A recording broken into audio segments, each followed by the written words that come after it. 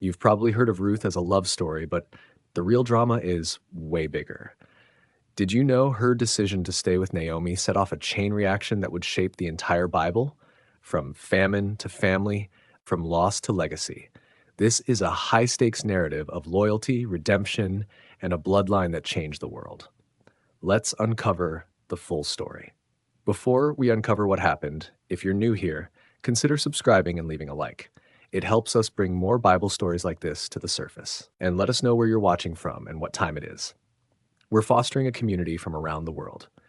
Now let's begin. A famine had settled over the hill country of Judah like a heavy cloak. Every step away from Bethlehem was a step away from everything familiar. The roads they traveled were the same roads their ancestors had walked. The hills remembered the songs of Zion. But hunger does not negotiate with heritage. Survival does not pause for sentiment. They crossed the Jordan, that winding ribbon of water that separated their world from another. On the other side, the land was different. The mountains of Moab rose up in soft, rounded slopes. The air felt warmer, heavier. The language sounded different in the marketplaces. The gods were different in the high places. This was Moab, a land with its own history, its own people, its own customs. A land that had once refused Israel passage during the wilderness wanderings. A land that had hired a prophet to curse Israel's march. There was no love lost between these two peoples. And yet, here came this family from Bethlehem, seeking what all people seek when the cupboard is bare. Elimelech found a place to settle. The scriptures do not tell us the name of the town, or the faces of the neighbors, or the words of welcome or wariness they received.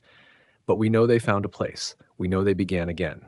A man with his wife, his two sons, and a determination to survive. The days turned to weeks, the weeks to months, the months to years.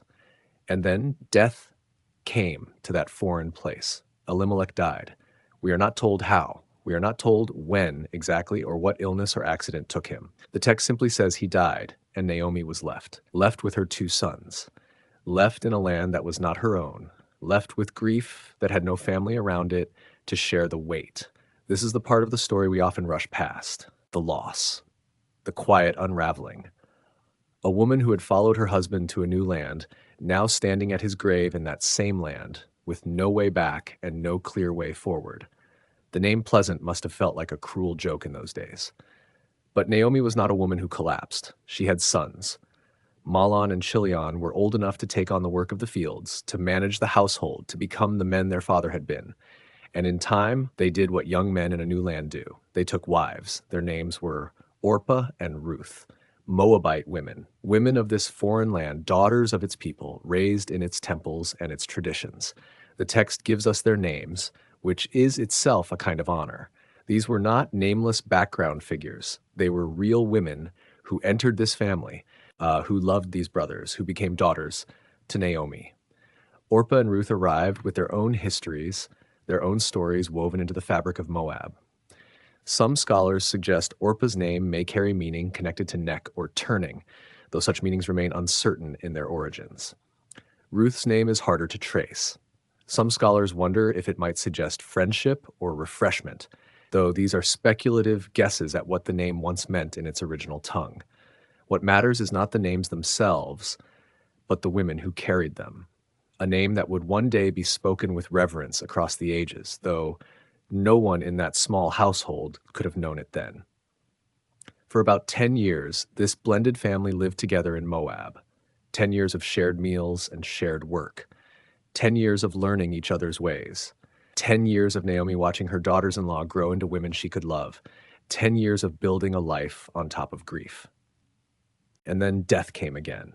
Mahlon died. Chilion died. Both sons, both young men, both gone. The text does not dwell on it. It simply states the fact, as if the writer could not bear to look at it too long. Naomi, who had buried her husband, now buried her sons. The family line that had crossed the Jordan with such hope was now reduced to 3 widows, 3 women.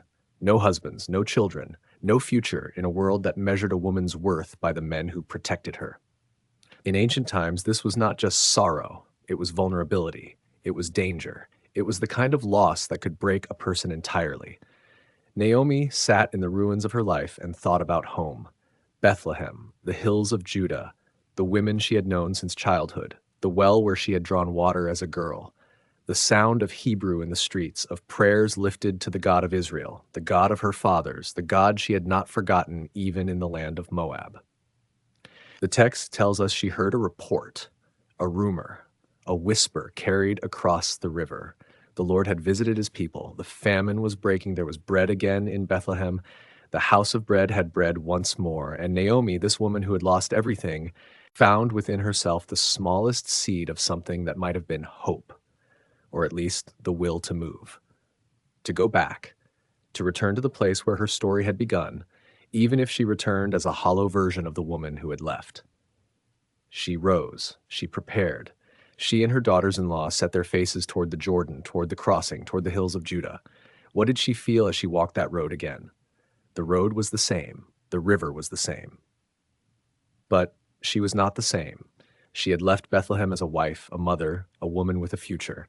She returned as a widow, a childless mother, a woman whose future had been buried in foreign soil. The road to Bethlehem can be walked in a few days. But for Naomi, it must have felt like walking through all the years of her life, through all the graves she had left behind, through all the prayers she had prayed, and the silences that had answered her. She had gone out full. She was returning empty. The Moabite hills faded behind her. The Jordan waters parted for her crossing, just as they had for a generation long before. And ahead of her, the terraced slopes of Bethlehem rose up to meet the sky, golden in the harvest light. She did not know it yet, but her story was not over. The road she walked was leading her toward a field, toward a man, toward a redemption she could not imagine. But that comes later. For now, she walked. And beside her, a young Moabite woman walked too. A woman whose heart had already begun to turn toward something she could not yet name. A woman who would soon speak words that have echoed through every generation since, though she could not have known it on that dusty road. But that is the next part of the story. For now, the two women simply walk toward Bethlehem, carrying their grief and their emptiness and the faint, flickering possibility of a new beginning. The land was green again. The rain had returned. The fields were stirring with new life. But the heart of Naomi was still winter. Death in a foreign land. The journey to Moab had been a gamble. Elimelech had looked at his family, Naomi, his wife, and their two sons, Mahlon and Chilion, and seen hunger closing in. The famine had stolen everything except their lives. But green fields cannot heal a broken heart. The first years in Moab were bearable. The boys grew into young men, learning the ways of a foreign land, while their mother whispered stories of home. Naomi didn't love them the way she had loved her own mother's daughters, but she grew to care for them. She taught them her ways. She watched them care for her sons with tenderness. And for a time, life settled into something almost peaceful. 10 years passed. 10 years of watching her sons become men. 10 years of watching her daughters-in-law become family. 10 years of pretending that the shadow that had followed her from Bethlehem had decided to leave them alone. But shadows don't leave, they wait. Mahlon died first, then Chilion. Naomi couldn't remember which funeral came first. The order blurred into a single scream that lasted months. Perhaps it was Mahlon the elder, the one who carried his father's name, or perhaps it was Chilion, the younger, the one with his mother's gentle eyes. It didn't matter. Both were gone, both buried in Moabite soil, both leaving behind young widows and a mother who had now buried her entire family. There is a particular kind of emptiness that comes from outliving everyone you love. It is not the sharp pain of fresh grief. It is something deeper, something quieter. It is the silence of a house with no voices. It is the weight of a table with no one to feed. It is the knowledge that every memory you hold is now yours alone. Naomi sat in that silence and felt herself hollowing out. Her body still moved. Her hands still worked. But something essential had been carved from her chest, and she wasn't sure it would ever grow back. The three women grieved together. Orpah and Ruth had lost husbands too. They had loved these brothers, had built lives with them, had expected to grow old beside them. Now they were widows in a land that offered them nothing but memories. Naomi looked at these young women and felt a strange mix of love and guilt. She loved them. How could she not? They had been her family for a decade. They had laughed at her stories, helped with her work, called her mother. But she also knew the truth. She was a curse to them. Every woman who attached herself to Naomi seemed to wither. Her husband, her sons. Now these innocent girls, caught in the wake of her misfortune. In the quiet evenings, Naomi would watch Orpah and Ruth talking together, and she would wonder what they saw when they looked at her. A mother? A burden? A reminder of what they had lost? She couldn't ask. Some questions are too heavy to voice. So she sat in her grief and watched them in theirs. Three women bound by loss, each carrying her own weight of sorrow. The days blurred together. Naomi woke each morning and moved through the motions of living. She fetched water. She prepared food. She sat in the sun and watched the world continue without her family in it. Orpah and Ruth did the same. They moved through the house like ghosts, touching objects that belonged to dead men, folding clothes that would never be worn again. The silence between them was thick with unspoken grief. Sometimes at night, Naomi would remember Bethlehem. She would close her eyes and see the hills of her childhood, the white stones of the houses, the faces of neighbors who had known her since she was a girl. She would remember her wedding day, how young she had been, how full of hope. Elimelech had looked at her like she was the answer to every prayer he had ever prayed. She would remember the birth of her sons, the weight of them in her arms, the way their tiny fingers curled around hers. She would remember all of it, and then she would open her eyes to the darkness of a Moabite room, and the remembering would feel like a wound. Months passed. The grief did not leave, but it softened. It became a companion rather than a captor. Naomi learned to carry it with her like a stone in her pocket, always present but not always heavy. Orpah and Ruth began to smile again, small smiles, tentative but real. They started to talk about the future, what they might do, where they might go, whether they might one day marry again. Naomi listened and nodded and felt the weight of her own future pressing down on her. What was she supposed to do? She was too old to start over, too broken to hope, too tired to dream. And then, like a whisper on the wind, news arrived.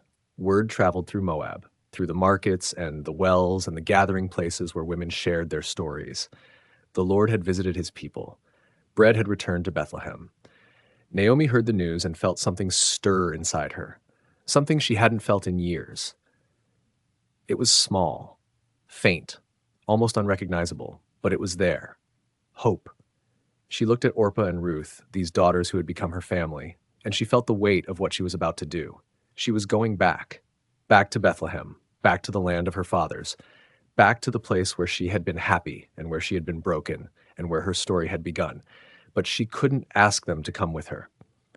They were young. They could still find happiness. They could still build new lives. They didn't need to follow an old woman back to a land they had never seen, carrying the weight of her grief along with their own. Naomi began to prepare for the journey. She gathered what little she had, packed the few belongings that mattered, made plans for the long walk back across the Jordan, and in the quiet moments, she wondered if she would survive the trip. Not physically. She was stronger than she looked, but emotionally. How do you walk back to a place that holds the memory of everything you've lost? How do you return to a home that no longer has anyone in it? How do you face the people who watched you leave with a husband and two sons and arrive with nothing but yourself? She didn't have answers, but she knew she had to go.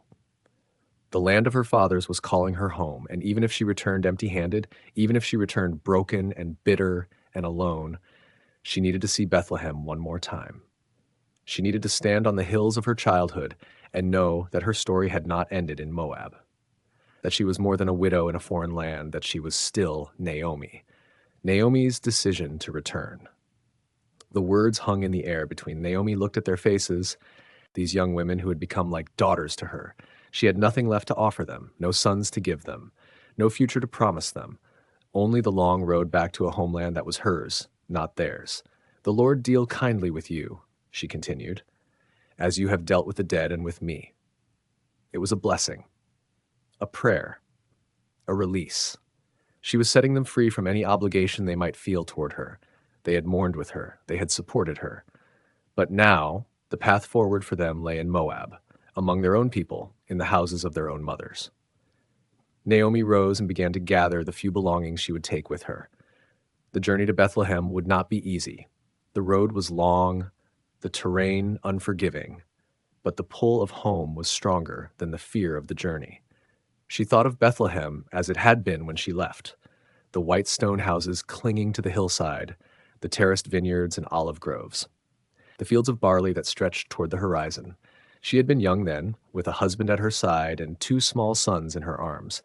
They had left because the land had failed them, because hunger had driven them eastward to the plains of Moab, and now she would return, alone, older, empty-handed, but for the grief she carried.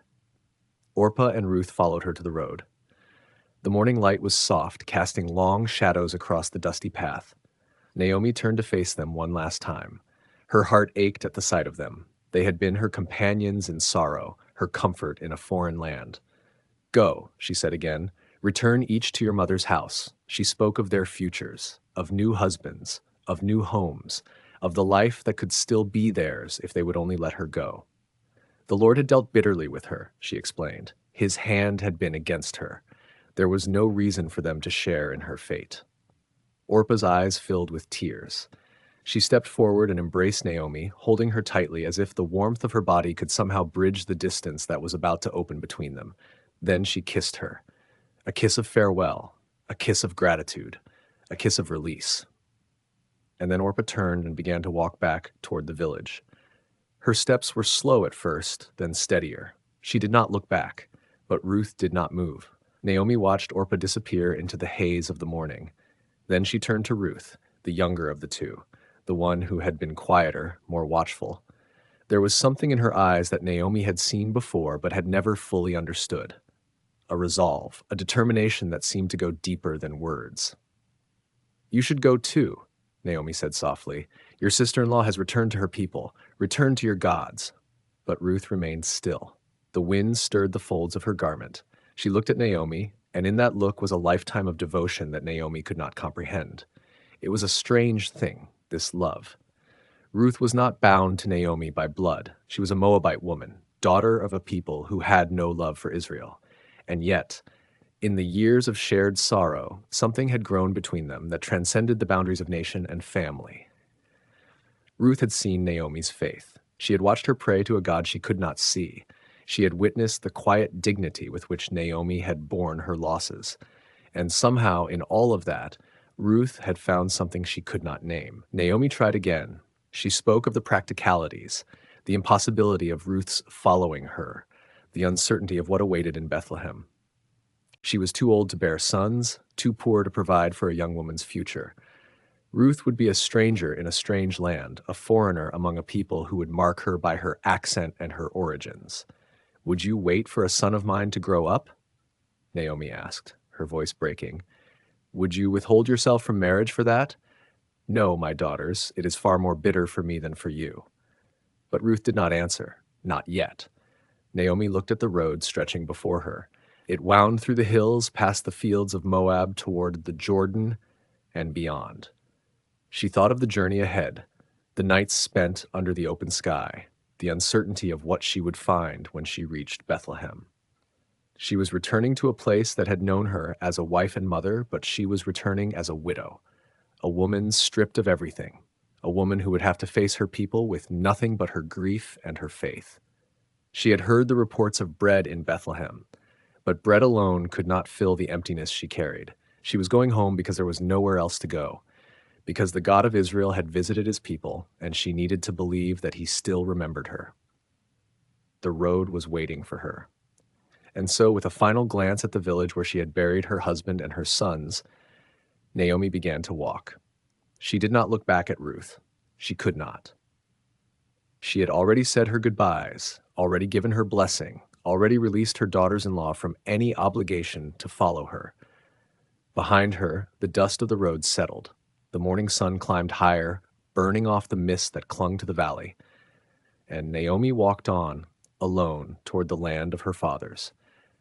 The journey would take several days. She would cross the plains of Moab, ford the Jordan River, and climb into the hill country of Judah.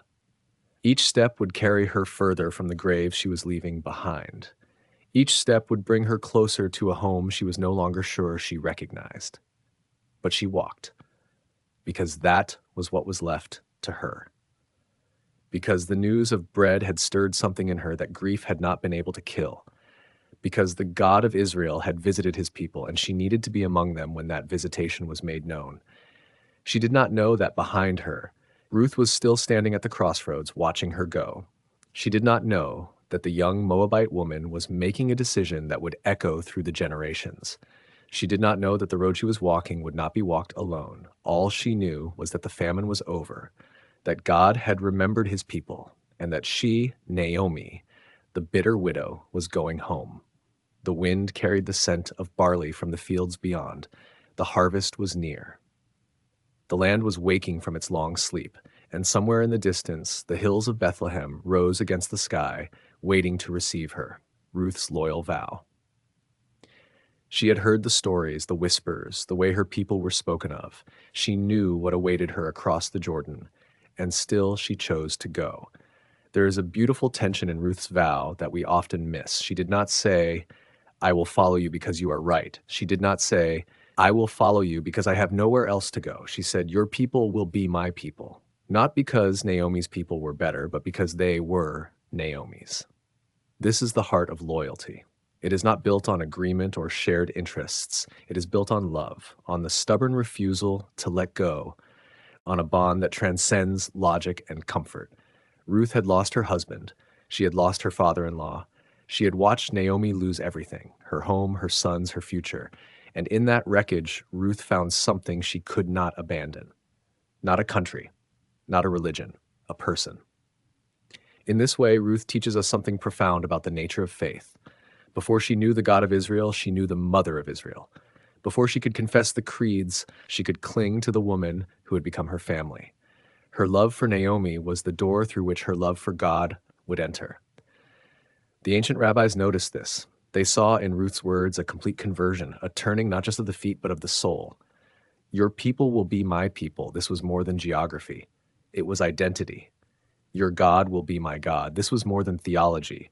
It was surrender. But Ruth did not speak these words as a theologian. She spoke them as a daughter. She spoke them as someone who had looked into the face of loss and decided that love was worth the risk. Naomi must have felt the ground shift beneath her. Here was this Moabite woman, this foreigner, this widow, this girl with nothing, offering everything. No bargaining, no conditions, no safety net. The two women stood together in the harsh light of the Moabite morning. One old, one young. One broken, one determined, both carrying the weight of grief that would not lift. Ruth reached out and took Naomi's hand. There is a detail in this story that deserves our attention. When Ruth declares her loyalty, she uses the language of binding. Where you die, I will die, and there I will be buried. She is not promising to stay while it is convenient. She is promising to stay until the very end. She is staking her body, her bones, her resting place on this relationship. This is not the language of a woman who has thought things through. This is the language of a woman who has decided. The road ahead stretched long and uncertain, rough paths through the mountains, dangerous crossings, weeks of travel with little food and less money, and at the end of that road, no guarantee of welcome, no promise of safety, just the faint hope that bread was indeed available in Bethlehem, and that the God of Israel would not turn away two widows begging for mercy. Orpah chose the path of wisdom, Ruth chose the path of love, and history has a way of honoring those who choose love. We should pause here and consider the quiet courage of this moment. Ruth was not a hero in the grand sense. She was not a warrior or a prophet or a judge. She was a woman who refused to let go. She was a woman who understood that real loyalty is not a feeling. It is a choice made again and again, even when everything inside you wants to run. The Hebrew word for this kind of devotion is hesed. It appears throughout the story of Ruth, woven into every chapter. Hesed is not easily translated. It means loving kindness, steadfast love, covenant faithfulness. It is the love that God shows to Israel, the love that Israel is called to show to one another. And here, remarkably, it is the love that a Moabite woman shows to her mother-in-law. Ruth embodies hesed before she ever understands its source. She loves with a love that looks like God's love, even though she has not yet fully met the God of Israel. This is one of the great mysteries of the story, that a woman from outside the covenant becomes a picture of covenant faithfulness, that a foreigner teaches the people of God what it means to truly love. Naomi looked at Ruth and saw her own grief reflected back, but she also saw something else, something she could not yet name. A thread of hope, thin as a spider's silk, stretching all the way from Moab to Bethlehem. She stopped arguing. She nodded. And together, the two women packed what little they had and began the long walk home. The road from Moab to Bethlehem was not an easy road. It wound through the hills of the eastern territories, crossed the Jordan River, and climbed into the rocky highlands of Judah. There were no paved paths, no rest stops, no friendly inns along the way, just dust and stone and the unrelenting sun. But Ruth walked without complaint. She carried what she could, shared what she had, and matched her steps to Naomi's slower pace. Every mile was a declaration. Every step was a vow renewed. The two women were joined now by something stronger than blood. They were joined by choice, and choice, when it is freely made and stubbornly kept, has a power that biology can never match. As they walked, the landscape began to change. The fields of Moab gave way to the river valley, and the river valley gave way to the hills of Judah. Familiar landmarks emerged. A well here, a village there, the distant outline of mountains that marked the territory of Israel. Ruth had crossed a border long before she crossed the Jordan. She had left her homeland in the moment she spoke her vow. Now she was simply following through on the promise she had made. And somewhere ahead, in a small town called Bethlehem, the barley harvest was just beginning to ripen. The fields were turning gold. The farmers were sharpening their sickles. The bread was being prepared. Neither woman knew what awaited them. They only knew they would face it together. Naomi's grief was still heavy, still raw. She had buried her husband and both her sons in a foreign land. She was returning home as she had left, with nothing but the clothes on her back and the company of a Moabite daughter-in-law who refused to abandon her. But even in the shadow of that grief, something had shifted. Hope had entered through an unexpected door. The young woman walking beside her, the one who had clung to her with such fierce devotion, was proof that love could survive even the deepest loss. The road stretched on, the sun climbed higher, and Ruth kept walking, her hand never leaving Naomi's, her vow still echoing in the quiet spaces between their footsteps. Where you go, I will go, she meant every word. Arrival in Bethlehem. The road stretched long and dusty before them, or thought they did. The face was familiar but worn. The eyes were the same but hollow. The walk was the same but slower. Is this Naomi? The question rippled through the small crowd like a whisper through dry grass. Some of them stepped forward, others hung back, uncertain. They had heard rumors, of course, that Elimelech had died in Moab, that the sons had married foreign women, that the family had been struck down one by one until only these two remained. But rumors were one thing. Seeing Naomi standing there, weathered and worn, was another thing entirely. She looked at them. These women she had grown up with. These women who had danced at her wedding, who had held her babies, who had waved goodbye when she left with her husband for a better life across the river. They looked older too, but they had stayed. They had not lost everything. They had not returned empty. Naomi felt the weight of their stares. She knew what they saw. A woman who had left full and come back empty. A woman whose name meant pleasant but whose face told a different story. A woman who had buried her husband and both her sons in a land that was not her own. She opened her mouth.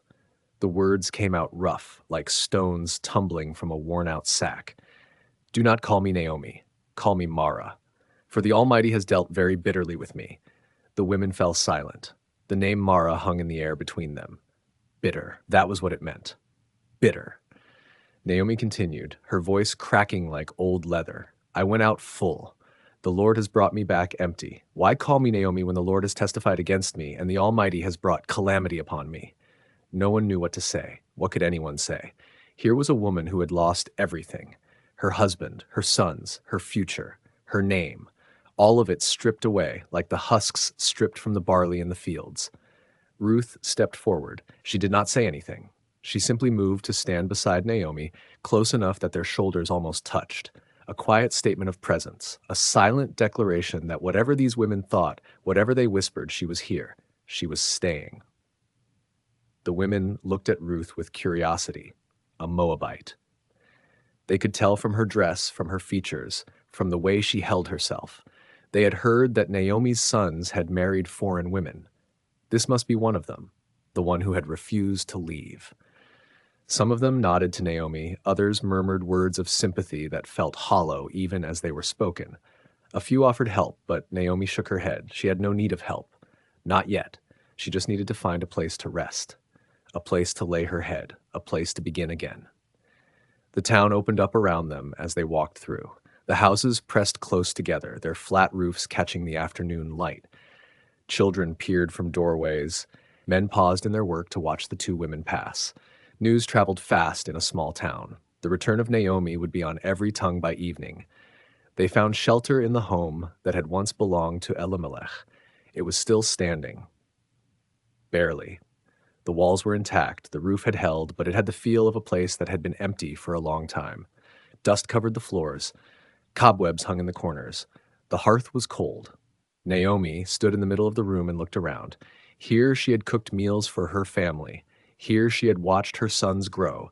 Here she had dreamed of their futures. She remembered the day they had left. The decision had seemed so wise at the time. The famine had been severe, the fields were dry, the storehouses were empty. Moab had promised better days.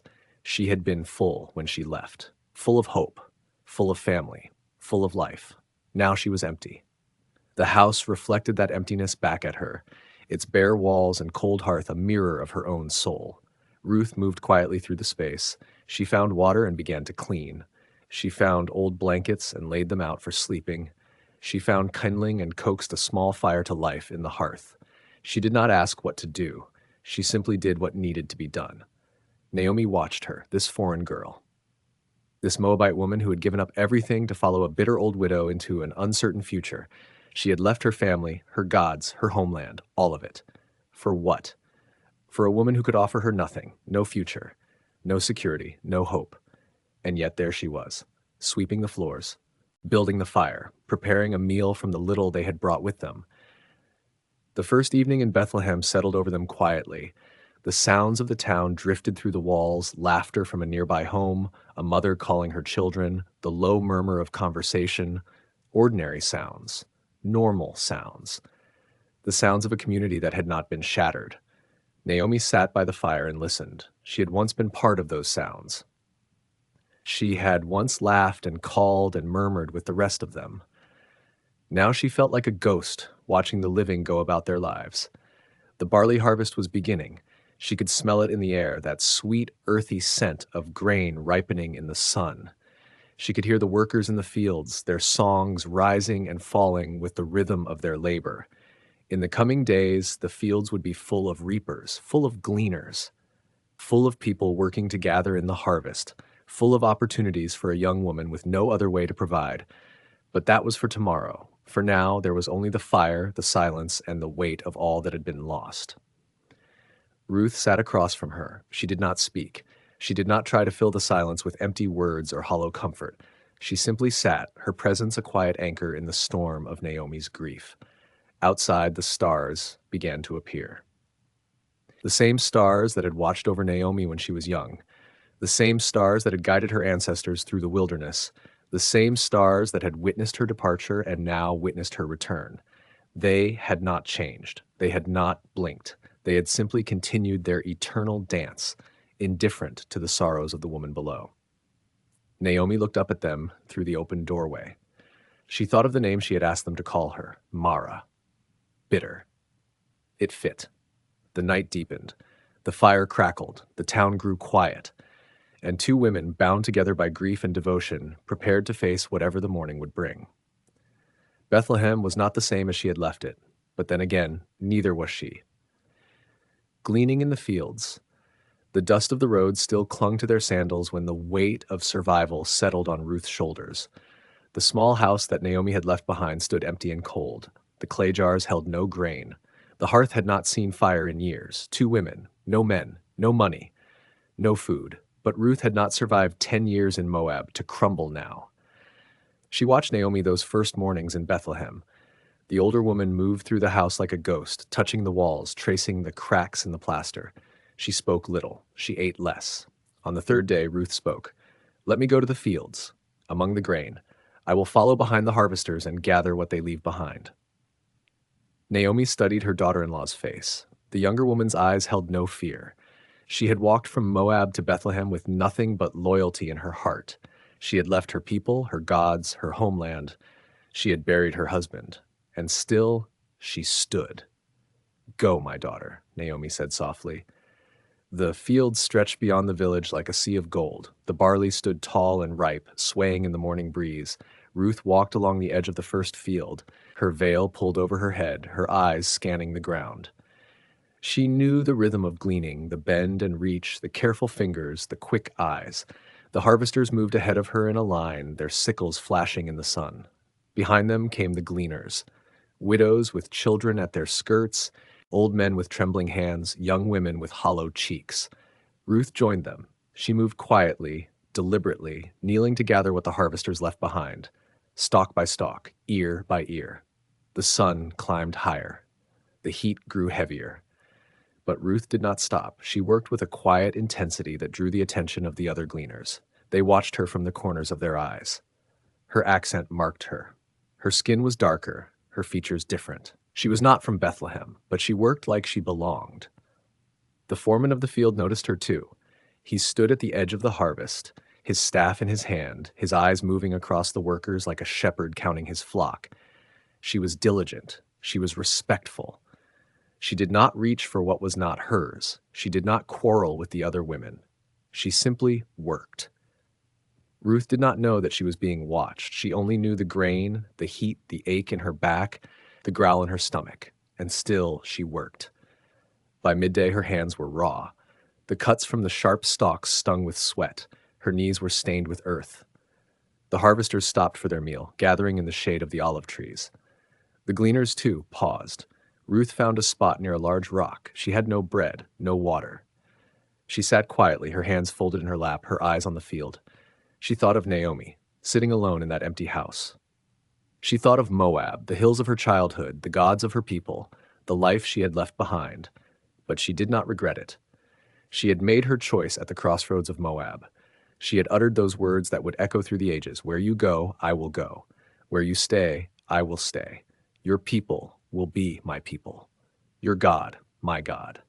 And she meant every word. The afternoon sun pressed down like a hand. Ruth returned to the field, her body weary but her will unbroken.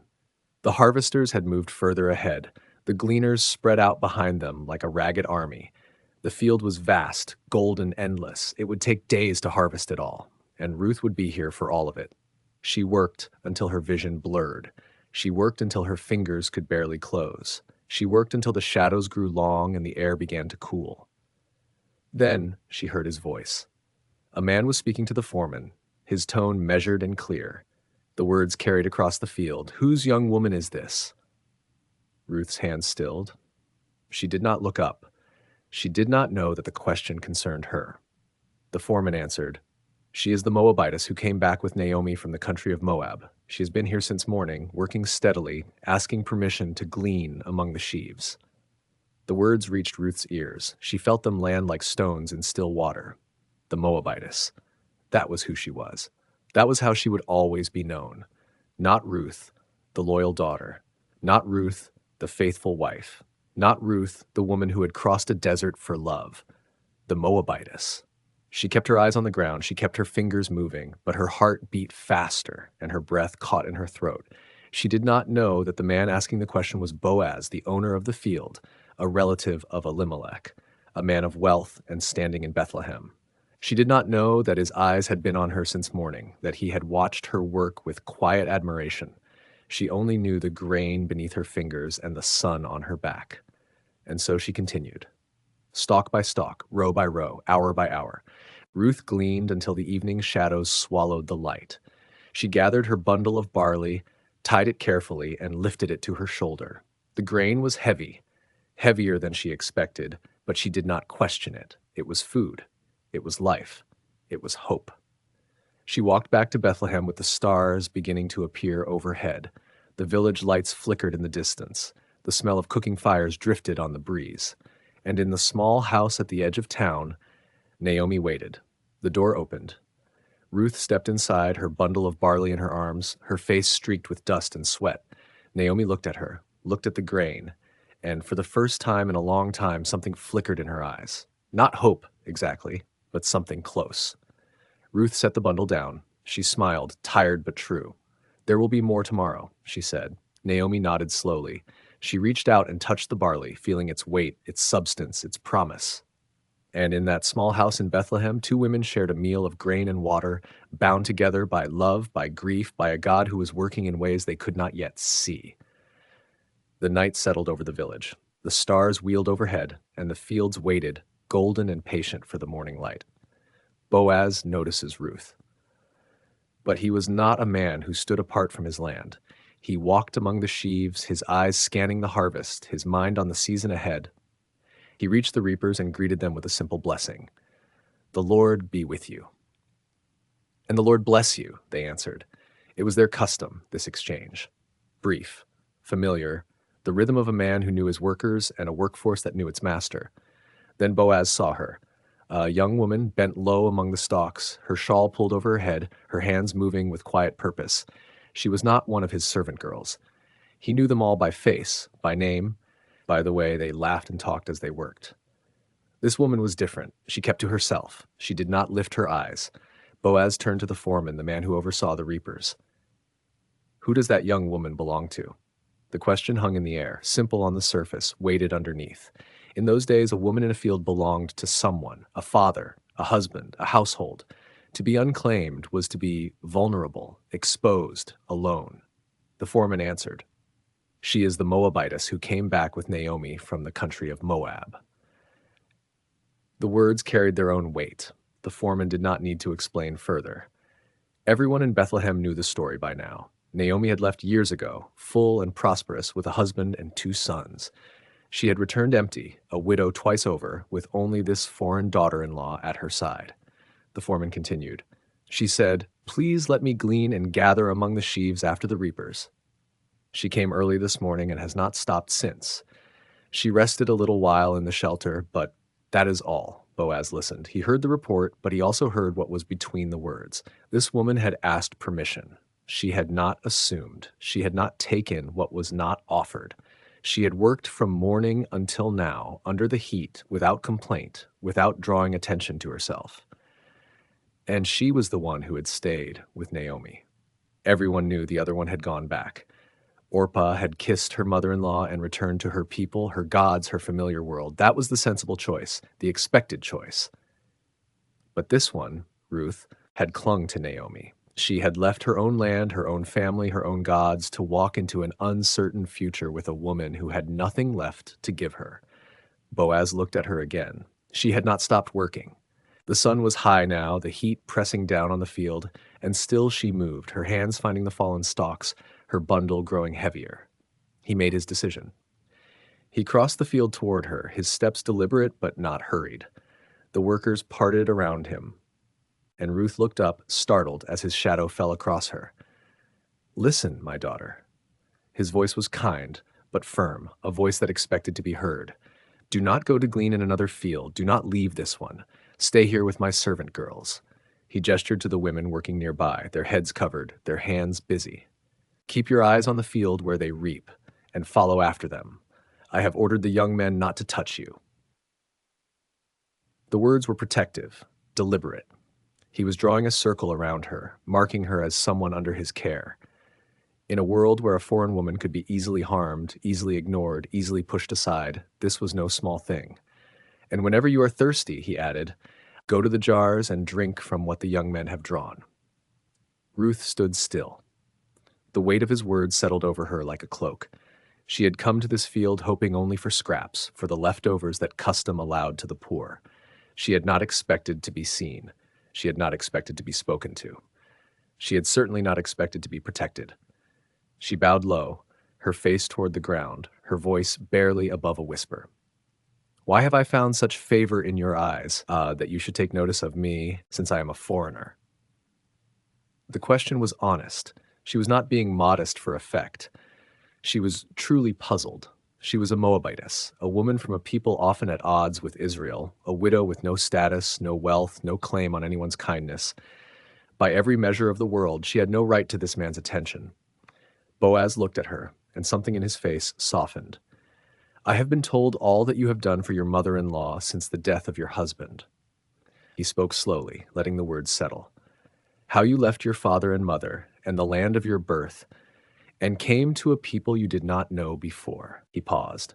The wind moved through the barley, and the sound filled the space between them. May the Lord repay your work, and may your reward be full from the Lord, the God of Israel, under whose wings you have come to take refuge. The blessing was more than words. It was an acknowledgement. He was naming what she had done, giving it shape and weight. She had not simply followed Naomi. She had taken refuge under the wings of a God she did not yet fully know. She had stepped into the unknown and trusted that something greater would catch her. Ruth said nothing. There were no words for what she felt.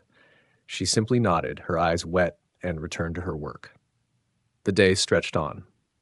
Ruth gathered with the servant girls, following their lead, learning the rhythm of the field. The young men kept their distance, as Boaz had commanded. The water jars were within reach, and she drank when she was thirsty, the coolness spreading through her chest. She did not know that Boaz had given his men more instructions than he had told her about. She did not know that he had told them to let her glean even among the standing sheaves, not just the fallen ones. She did not know that he had ordered them to pull out stalks from the bundles and leave them for her, hidden in the harvest, so that her arms would not stay empty. She only knew that the field was generous, that the people were kind, and that for the first time since leaving Moab, she felt something like safety. The sun began its slow descent toward the hills. The shadows lengthened, and the workers began to gather their things. Ruth's bundle was heavy, heavier than she had dared to hope. She tied it carefully, her hands trembling with exhaustion and something else, something she could not name. She looked back once at the field, at the place where Boaz had stood, and then she turned toward Bethlehem. Naomi would be waiting, and Ruth had a story to tell. Kindness and protection. The morning sun spills across the barley fields, painting the stalks in shades of gold and amber. Ruth stands at the edge of Boaz's land, her hands dusted with the earth she has been walking through. Boaz comes from Bethlehem, his steps measured and calm, and he moves through the rows of workers like a man who knows every furrow, every face. That is the Moabite woman who came back with Naomi from the country of Moab, the foreman says. I have been told all that you have done for your mother-in-law since the death of your husband, he says. How you left your father and your mother and your native land and came to a people you did not know before. He pauses. The wind moves through the barley, a soft rustling sound bad like the earth itself is listening. May the Lord repay you for what you have done. May you be richly rewarded by the Lord, the God of Israel, under whose wings you have come to take refuge. The words land softly, but they carry weight. Ruth feels something shift inside her. This man sees her, not as a stranger, not as a burden, not as someone to be tolerated. He sees her choices, her journey, the long road from Moab to this field, the grief she carried, the love that held her together. He speaks of her as if her story matters, as if she matters. She does not know what to say, so she says what is true. You have comforted me, she whispers. You have spoken kindly to your servant, though I am not one of your servants. Boaz nods. There is no need for more words between them. The understanding has already passed, quiet as the shadows shifting across the field. The morning moves on. The sun climbs higher. The reapers bend and rise, their sickles flashing. Ruth returns to her work, but something has changed.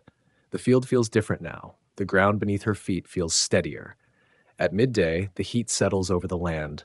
The workers begin to gather in small groups, finding shade where they can. Ruth hesitates. She is not one of the hired hands, not one of the servant girls. She does not know where she belongs at mealtime. Then Boaz calls to her. Come here, he says. Eat some bread and dip your morsel in the vinegar. She crosses the short distance. The other workers make room for her. She sits among them, and Boaz reaches out and offers her roasted grain. His hand is rough from years of work, but his gesture is gentle. She eats. The bread is warm. The grain is rich. She has not tasted food like this in a long time, not since the days before the famine, before the deaths, before the long road back to Bethlehem. She eats until she is satisfied. There's even some left over. The afternoon stretches on. The reapers return to the fields, and Ruth follows the servant girls through the rows of barley. She gleans with steady hands, bending and gathering, bending and gathering. The rhythm of the work quiets her mind, but her thoughts keep returning to Boaz's words, "Under whose wings you have come to take refuge." She has never heard it put that way. She left Moab because she could not leave Naomi. She chose this people because she chose this woman. But Boaz speaks of something more. He speaks of a God who watches over those who seek shelter, a God whose wings spread wide over the vulnerable, the lost, the ones who arrive from far away with nothing but hope. Ruth does not know much about this God. She grew up in a land of other gods, other altars, other rituals. But she has seen something different in Naomi, a strength that is not her own, a peace that does not come from circumstances. And now she sees it in Boaz too, the way he speaks of the Lord, the way he moves through his fields, not as a master, but as a steward.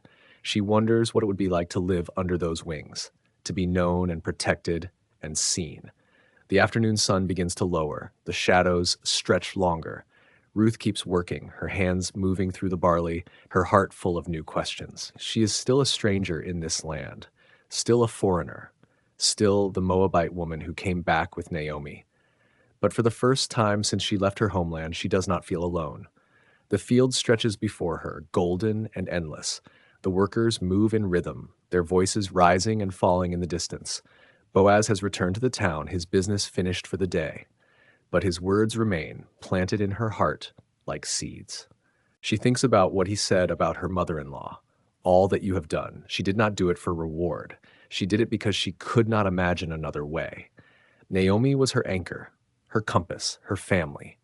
When the men died, Elimelech, Mahlon, Chilion, something in Naomi broke. But Ruth could not let her break alone. So she stayed, she followed. She crossed the border into a land she had never seen, toward a people she did not know. People often called it a brave thing. But Ruth knew it was something simpler. It was love, wearing work clothes, walking on dusty roads. Boaz saw that. He named it, and in naming it, he honored it. The sun sinks lower, the air cools. Ruth gathers her bundle of barley, tied tight and neat. She will bring it back to Naomi. She will tell her about the field, about the master, about the kindness she found there. But for now, she lets the moment settle. The breeze on her face, the grain in her hands. The quiet certainty that she is exactly where she is supposed to be. The wings of God, she thinks. Maybe this is what it feels like to rest under them. She looks up at the sky, wide and open above the fields of Bethlehem. Somewhere beyond the hills, the town waits. Naomi waits. A small house with a small fire and a warm welcome. Ruth smiles. It is the first time she has smiled in a long time. She begins the walk home, her steps light, her heart full. Behind her, the barley waves in the evening wind, as if the field itself is bidding her farewell. Ahead of her, the first stars begin to appear, tiny points of light scattered across the deepening blue. She does not know what tomorrow will bring. She does not know that this man Boaz will become more than a kind voice in a barley field. She does not know that his name will be woven into her story, and her name into his, and both into a lineage that will stretch far beyond anything she could imagine. All she knows is this moment, the grain in her hands, the kindness in her heart, the road before her, and the quiet presence of a God whose wings she has only just begun to understand. A generous harvest. The meal was simple. She had seen him from a distance. She had kept her head down whenever he passed near. She had not dared to hope that he would notice her, but he had. "Come here," he said. His voice was warm, but it carried the weight of authority. "Come and eat." She stood. Her legs felt weak. She did not know what to say. He led her to where the workers were seated. The reapers had made a place for him at the center. He gestured for her to sit beside him. The others looked at her, some with curiosity, some with surprise, but no one spoke against it. And then Boaz did something that made her breath catch. He reached into his own portion. He took the roasted grain, the parched corn that was the harvest time staple, and he handed it to her. "Eat." She took it. Her hands shook slightly. The grain was warm. It smelled of fire and earth and the long work of the morning. She bit into it. The flavor spread across her tongue, simple and good. She ate, and she was satisfied. It is a small thing to be fed, a small thing that means everything. Ruth had not realized how hungry she was. The morning's work had taken more from her than she knew.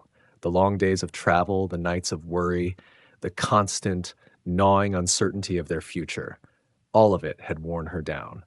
She had grown used to the hollow feeling in her stomach. She had learned to ignore it.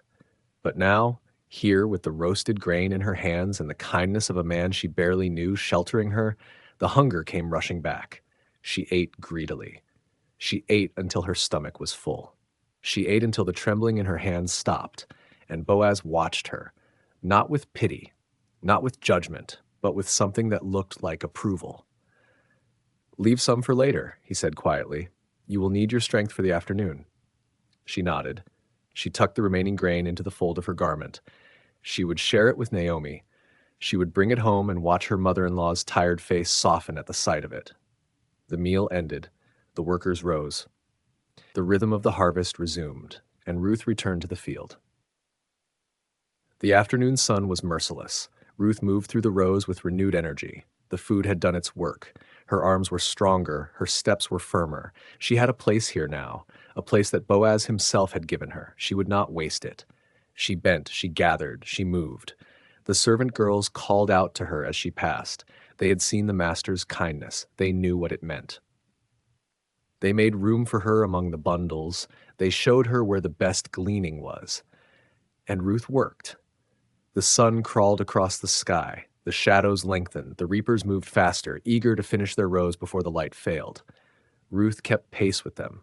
She could not afford to slow down. Every minute of daylight was precious. Every minute meant more barley for her and Naomi. She thought about the grain she had eaten. She thought about the way Boaz had looked at her. She thought about the strange, unexpected turn her life had taken. She had left Moab with nothing. No family, no future, no hope beyond the promise she had made to Naomi. And now, here, in a foreign field, among a people who had no reason to care for her, she had found a place. It was not much. It was a spot in the shade, a handful of roasted grain, a few kind words, but it was enough. The sun dipped toward the horizon. The reapers began to gather their tools. The servant girls straightened their backs and stretched their aching limbs. The day was almost done. Ruth did not stop. She gathered her bundles. She carried them to the edge of the field. And then, with the last of her strength, she began to beat the grain. It was the final step of the harvest work. The barley had to be separated from the chaff. The kernels had to be freed from the stalks. It was hard, dusty work, and it took time. But Ruth had learned it quickly. She had watched the other women. She had copied their motions. She raised the flail. She brought it down. Again, again, again. The grain scattered across the ground. The chaff blew away on the evening breeze. The kernels gathered in a small, growing pile at her feet. She worked until her arms screamed. She worked until her hands were raw and bleeding. She worked until the light was almost gone. And when she finally stopped, when she finally stood and looked down at what she had done, she could not believe her eyes. An ephah. It was a full measure, more than she had dared to hope for, more than she could have gathered in a week of ordinary work. The grain filled her cloak. It weighed heavy on her shoulders. It was enough to feed her and Naomi for many days. She tied the corners of her garment. She lifted the bundle onto her back. She began the long walk back to Bethlehem. The town was quiet when she arrived. The day's work was done. The houses were lit with the warm glow of oil lamps. The smell of cooking fires drifted through the streets. Ruth walked through the narrow lanes. Her legs were trembling. Her back was aching, but her heart was full. She found the little house where Naomi was waiting. She pushed open the door, and she saw her mother-in-law's face light up at the sight of her. "Ruth," Naomi said, "you are back." Ruth set down her bundle. She opened the folds of her cloak, and the grain spilled out across the floor. Naomi stared. She could not speak. An ephah of barley, a full measure. More than 2 women could eat in a week. "Where?" Naomi finally said, her voice barely a whisper. "Where did you find all this?" But Ruth did not answer. Not yet. She stood there in the doorway of the little house, covered in dust and chaff and the sweat of a long day's work. She thought about the kindness of the foreman, the warmth of Boaz's voice, the roasted grain he had placed in her hands. She thought about the strange, silent providence that had led her to that field, and she smiled. "I ate," she thought. I was satisfied, and there is more than enough for us both. The barley lay at their feet. The night settled over Bethlehem, and somewhere in the quiet of the evening a story was beginning to take shape, a story that neither of them could yet see. But it was already moving, already gathering momentum, already drawing them towards something they could not imagine. The harvest was over, but something else was just beginning. Naomi's counsel. Naomi watched Ruth unpack the barley. A question formed in her mind, one she had not asked in years. Ruth looked up, her face glowing with the kind of tiredness that comes from honest work.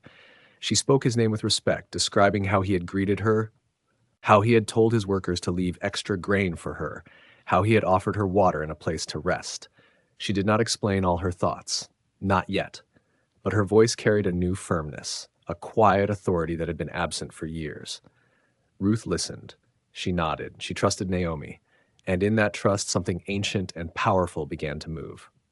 The house grew dark. The oil lamp flickered.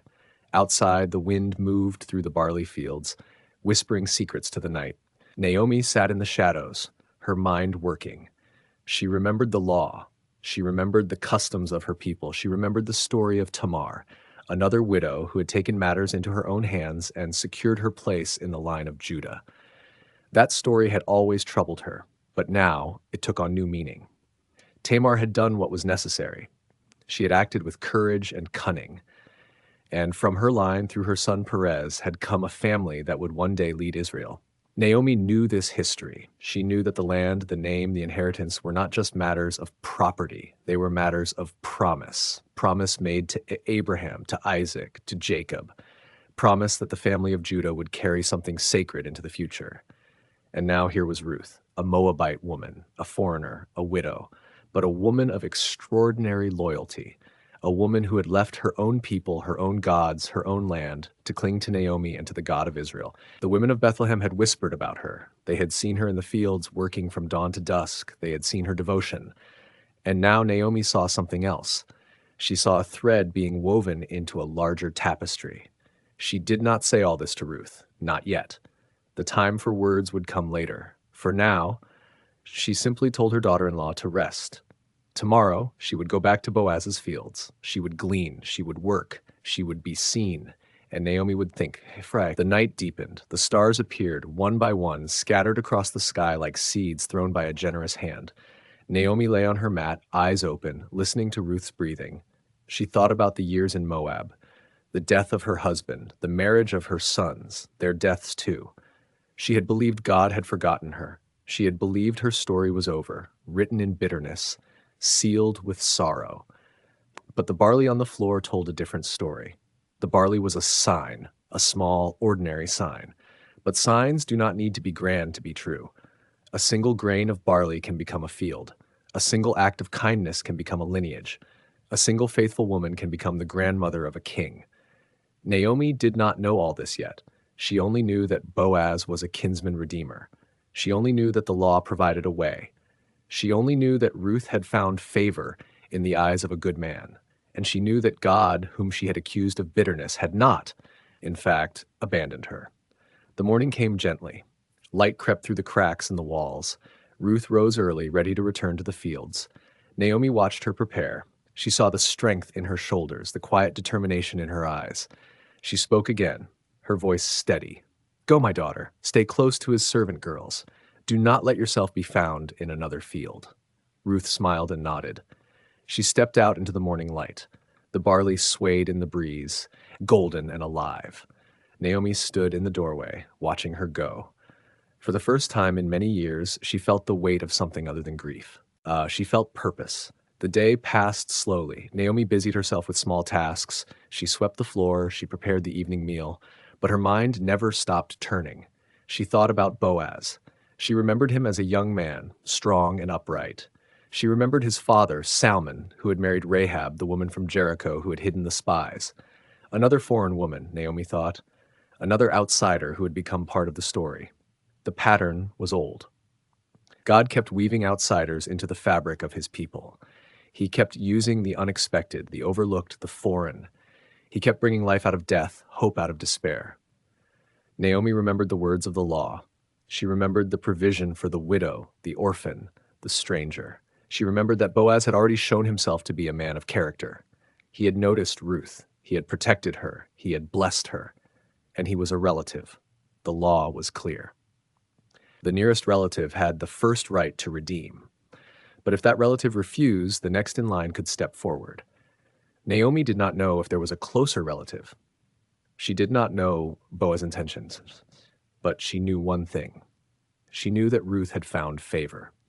When Ruth returned that evening, her arms full of barley again, Naomi received her with quiet joy. She asked no questions. She simply looked at her daughter-in-law and felt a warmth spread through her chest. The bitterness was still there somewhere deep, but it was no longer the only thing. She began to speak. She told Ruth about the law, about the duty of the kinsman redeemer, about the provision God had made for widows, for the land, for the name. She spoke slowly, carefully, making sure Ruth understood, and Ruth listened, her eyes wide, taking in each word. "There is a way," Naomi said, "a way for us to be safe, a way for your future to be secured, a way for the name of Elimelech to live on." Ruth did not fully understand, but she trusted Naomi. She had crossed deserts, left her family, abandoned her gods, all because of this woman. She would follow her now. The night came again. The stars returned. Naomi lay awake, her mind weaving plans. She thought about Boaz. She thought about the threshing floor where the harvest would soon be gathered. She thought about what needed to be done, but those thoughts were for another day. For now, there was only the quiet certainty of a woman who had been given a second chance, a woman who had seen the hand of God moving in the ordinary fields of Bethlehem, a woman who was beginning to believe that the story was not over. The barley lay in the corner of the room, glowing faintly in the lamplight. A promise, a seed, a sign. And in the heart of Naomi, something small and green began to grow. Not yet a tree, not yet a harvest, but alive. Alive with the possibility of redemption. The harvest season, toward the fields of Boaz where the barley stood tall and golden, now moved two women, two widows learning to measure days by what the earth gave back. Naomi would wait by the door each evening. Her eyes went first to the basket, then to Ruth's face. In that order, she read the day. The weight of grain spoke of provision. The light in Ruth's eyes spoke of something deeper stirring. They would sit together as light faded. Ruth poured barley into clay jars. Naomi sorted it, separating the best for grinding. Their silence held no distance. Two people no longer needed words to know what the other felt. At night, Ruth lay on her mat and listened to wind move through the valley. She thought of Moab, the hills she had known since childhood, the gods her people worshipped, the life she had left behind. Sometimes she wondered if she had made a mistake. Not in choosing Naomi, never in choosing Naomi, but in leaving everything else. Yet when doubt came, it did not stay long. Mourning brought work. Work brought purpose. Purpose brought a strange and quiet peace. The harvest weeks passed like pages turning, barley first, then wheat. Each crop demanded its own labor, its own pace. The fields shifted color. Golden barley gave way to deeper, richer wheat tones. Reapers moved in rhythm, sickles flashing in the sun. Ruth moved among them, a small figure in a vast landscape, persistent, unwavering, a thread woven into the fabric of the season. She learned the names of other gleaners, widows mostly, women who had lost their husbands and futures, now depending on the land's kindness. They talked as they worked, low voices sharing news, burdens, small comforts of company. Ruth did not speak much. She listened, and in listening, she learned the ways of Bethlehem, its customs, its hopes, its fears. She learned that Boaz carried weight in the city gate, that he was a relative of Elimelech, Naomi's dead husband, a kinsman. The women whispered about such things sometimes, about the right of redemption, about how a family name could be carried on, about how a widow might find a new home under the wing of a protector. Ruth heard the words but did not hold them. She was still learning to breathe in this new land.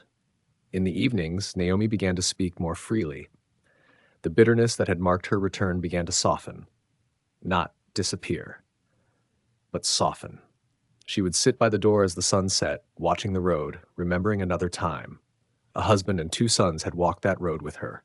Now, she watched a different figure approach, a Moabitess, a daughter of her heart, and the two images began to blend in her mind. "You've been faithful," Naomi said one evening.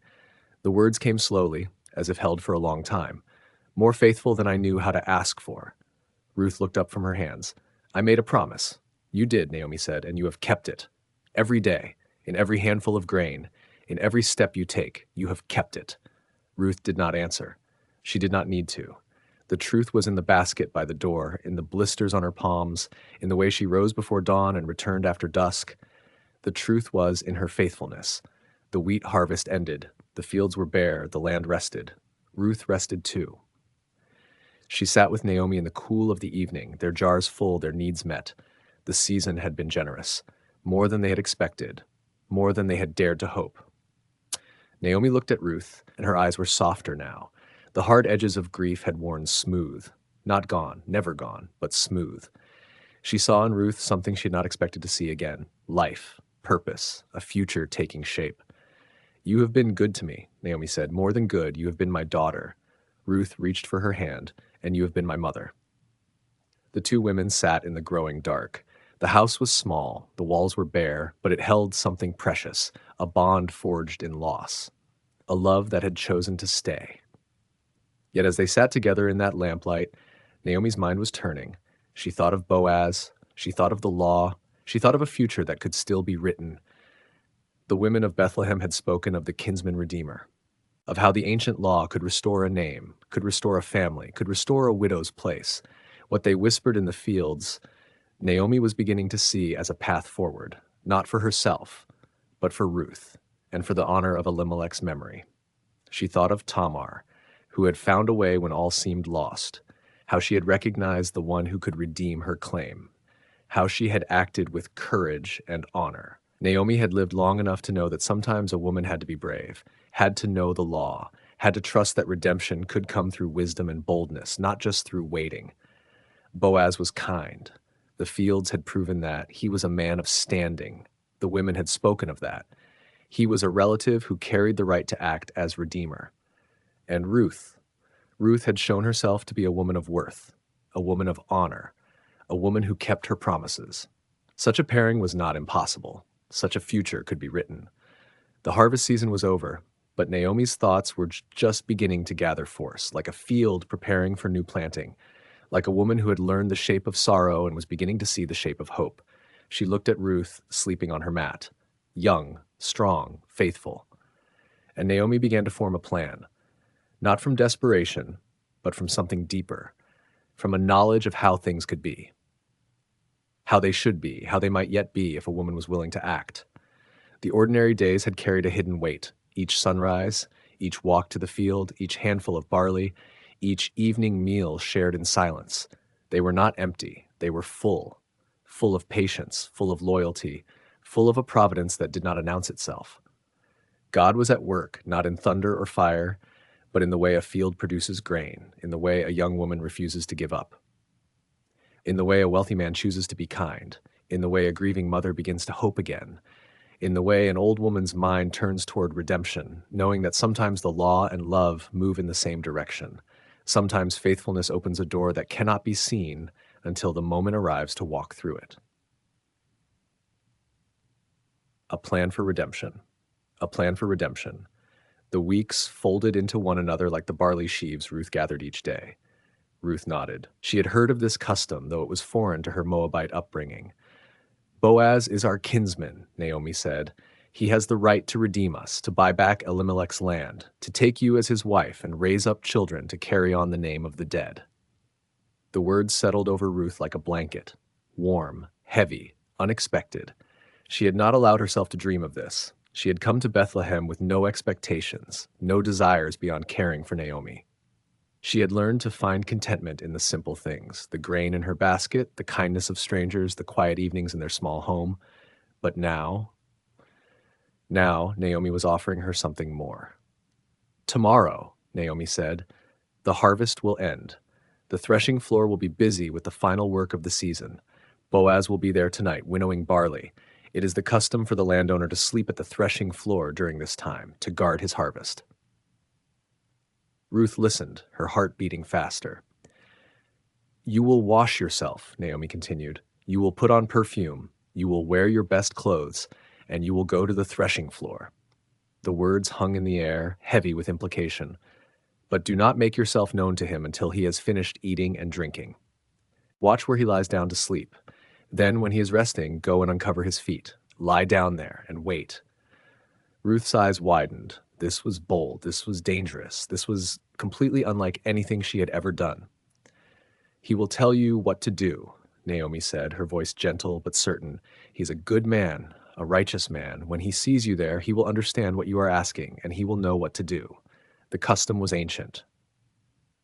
A woman who sought the protection of a kinsman redeemer would approach him in this way. It was a symbolic act, an invitation. The uncovering of the feet was a request for the man to spread his garment over her, to claim her as his own. It was not shameful. It was not scandalous. It was a declaration of intent, made in the quiet of the night, witnessed only by the stars. But still, it took courage. Ruth sat in silence for a long moment. The grain lay forgotten in her lap. The lamp flickered, casting dancing shadows on the walls. She thought of her life in Moab, the ease she had known there, the comfort of her mother's house, the gods her people worshipped. She could have stayed, could have remarried, could have lived a comfortable, ordinary life. Instead, she had chosen this path of uncertainty, this journey into the unknown, this God of Israel who had led her to a foreign land and placed her in the fields of a kind man. And now this God was asking for one more step of faith. Naomi watched her, saying nothing. She had done all she could. She had planted the seed. Now she must trust that Ruth would water it. Finally, Ruth spoke. Her voice was quiet but steady. "I will do everything you have said." The words were simple, but they carried the weight of everything Ruth had already given: her homeland, her family, her identity, and now her future. Naomi reached out and took Ruth's hand. The calloused fingers of the older woman intertwined with the worn fingers of the younger. Two widows, two survivors. Together they had weathered the storms of grief and loss. Together they had built a new life in a foreign land. And now, together, they would take a step of faith. The night was quiet outside their small home. The stars glittered over Bethlehem, over the fields where Boaz would soon sleep, over the threshing floor where destiny awaited. Ruth did not sleep well that night. Her mind raced with possibilities and fears. What if Boaz rejected her? What if he was offended by her boldness? What if the other workers saw her and misunderstood? But beneath the fear, there was something else, something that felt like hope. She had seen Boaz's kindness. She had witnessed his generosity. She had watched him move through his fields with authority and grace, treating even the lowliest gleaner with dignity. He was a good man, a righteous man. And if Naomi was right, he was also her redeemer. In the morning, Ruth rose before dawn. She drew water and washed herself carefully. She anointed herself with oil, the sweet fragrance of myrrh and spices filling the small home. She put on her best clothes, the ones she had saved for special occasions. She looked different. She felt different. Naomi watched from the doorway, a quiet smile on her weathered face.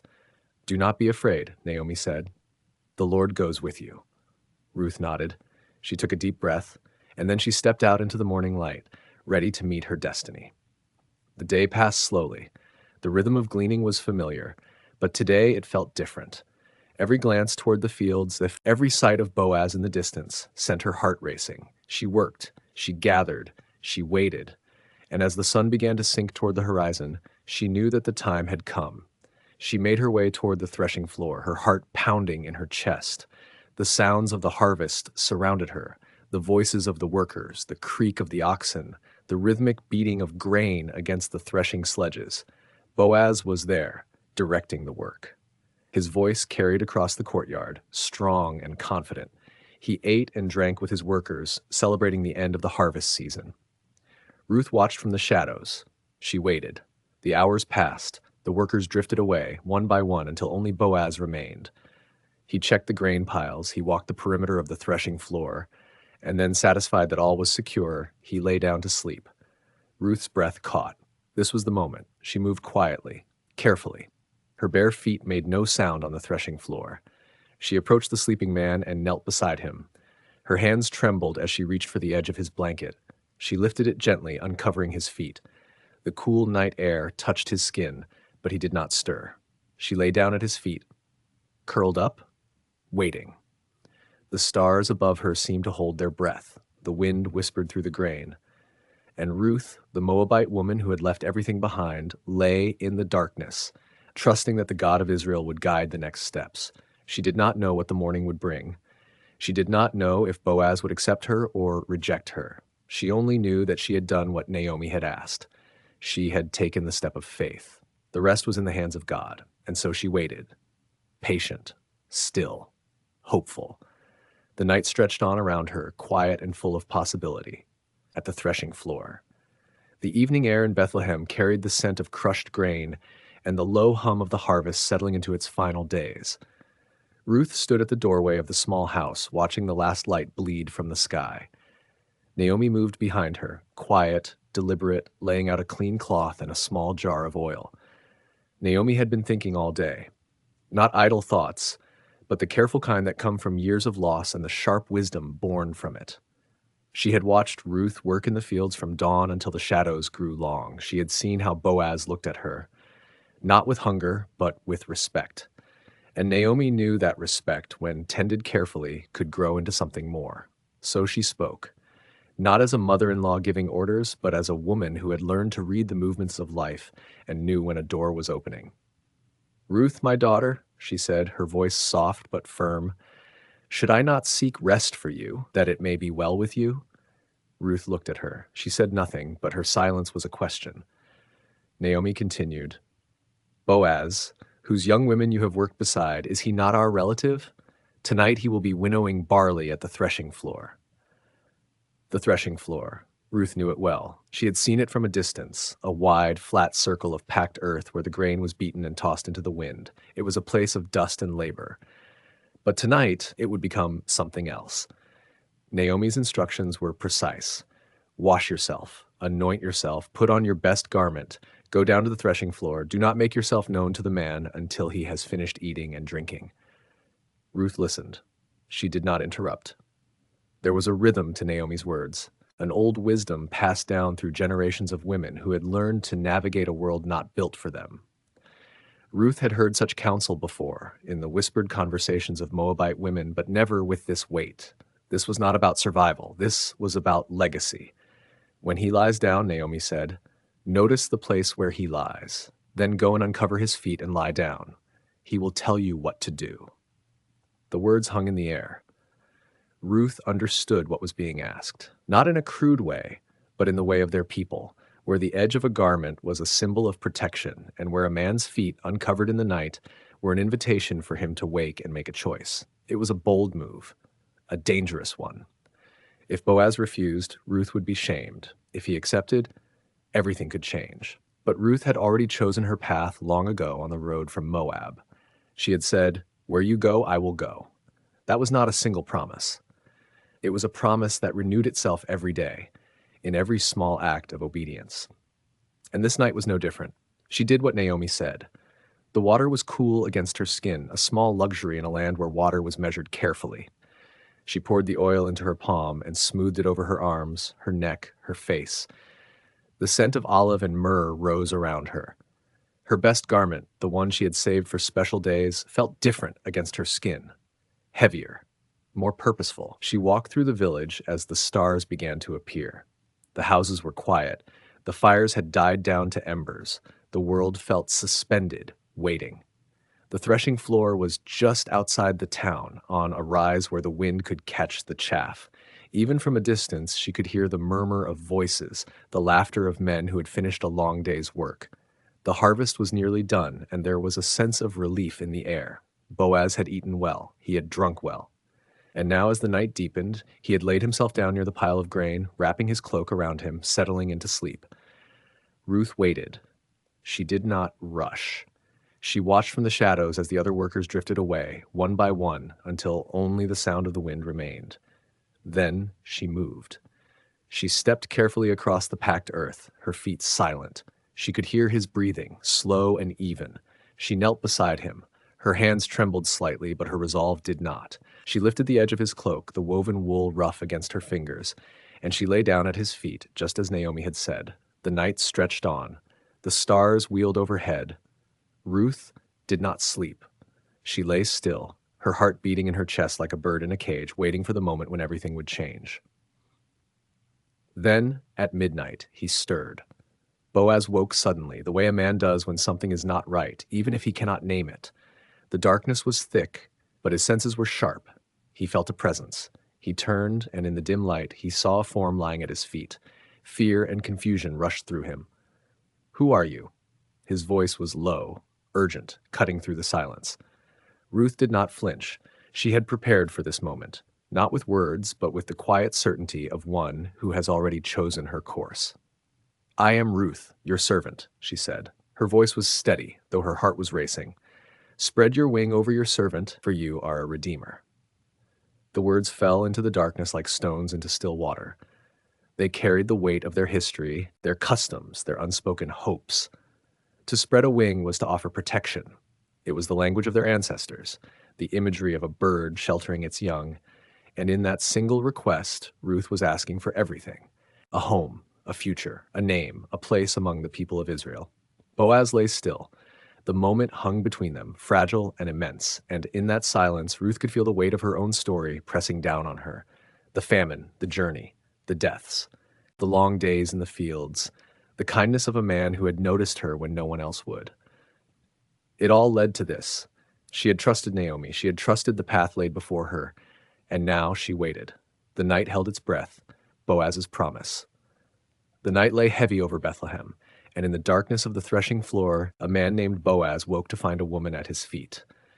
And now, in the small hours before dawn, Boaz had to decide what kind of man he truly was. He said it because it was true. But Boaz was also a man of honesty, and honesty demanded that he tell her everything. There was a complication, a shadow on the path, another kinsman closer than he, who held the first right of redemption. The law was clear. That man must be given the chance to act first. If he agreed, then the land would be his, and Ruth would belong to him. If he refused, then the way would be open for Boaz. He could have hidden this. He could have let the night carry them forward, hoping that no one would ask questions, that the matter would quietly resolve in his favor. But Boaz was not a man who took what was not rightfully his. He had spent his life building a name for honesty, for fairness, for the slow and careful keeping of promises. He would not break that now, not even for this. "There is a Redeemer nearer than I," he told her. "Stay here tonight. In the morning, if he will redeem you, good, let him do it. But if he is not willing, then, as the Lord lives, I will redeem you myself." It was a promise, a sacred oath. He spoke it into the dark, and the dark received it. Ruth lay still. She had heard what she needed to hear. A man of honor had looked at her and seen her worth. He had not laughed. He had not sent her away. He had not treated her like a desperate woman grasping for security. He had called her virtuous. He had promised to do what he could. And he had told her the truth, even when the truth was complicated. There is something holy about a man who keeps his word, something that cannot be bought or faked. Boaz had it.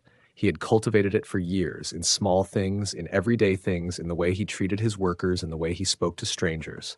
And now, in the greatest test of his life, that character held. The night moved slowly. Neither of them slept much.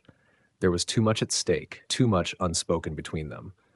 But there was also a strange peace, a sense that something important was being born in the darkness. Not just a plan, not just a transaction, something deeper, something that would echo through generations. Before the first light touched the hills, Boaz rose. He moved quietly, the way a man moves when he does not want to wake the world. He looked at Ruth, still wrapped in the shadows, and he felt something shift inside him. He had spent so many years alone. He had learned to accept it, to fill his days with work and his nights with the quiet hum of the wind. But now, in this moment, he saw a different future, a future with a wife, with children, with a name that would not die with him. He went to the place where the barley was stored. He filled a cloak with grain, 6 measures of it, heavy and generous. It was more than a gift, it was a statement. He was telling Ruth, telling Naomi, telling the silent witnesses of the night that he was serious, that he would not let them slip through his fingers like chaff in the wind. He carried the grain to Ruth and placed it over her. She took it, feeling the weight, understanding what it meant. This was not charity. This was provision. This was the beginning of something. "Lie here until morning," he said, "but go before anyone can recognize you." It was not shame that drove his words. It was wisdom. The world was small in Bethlehem.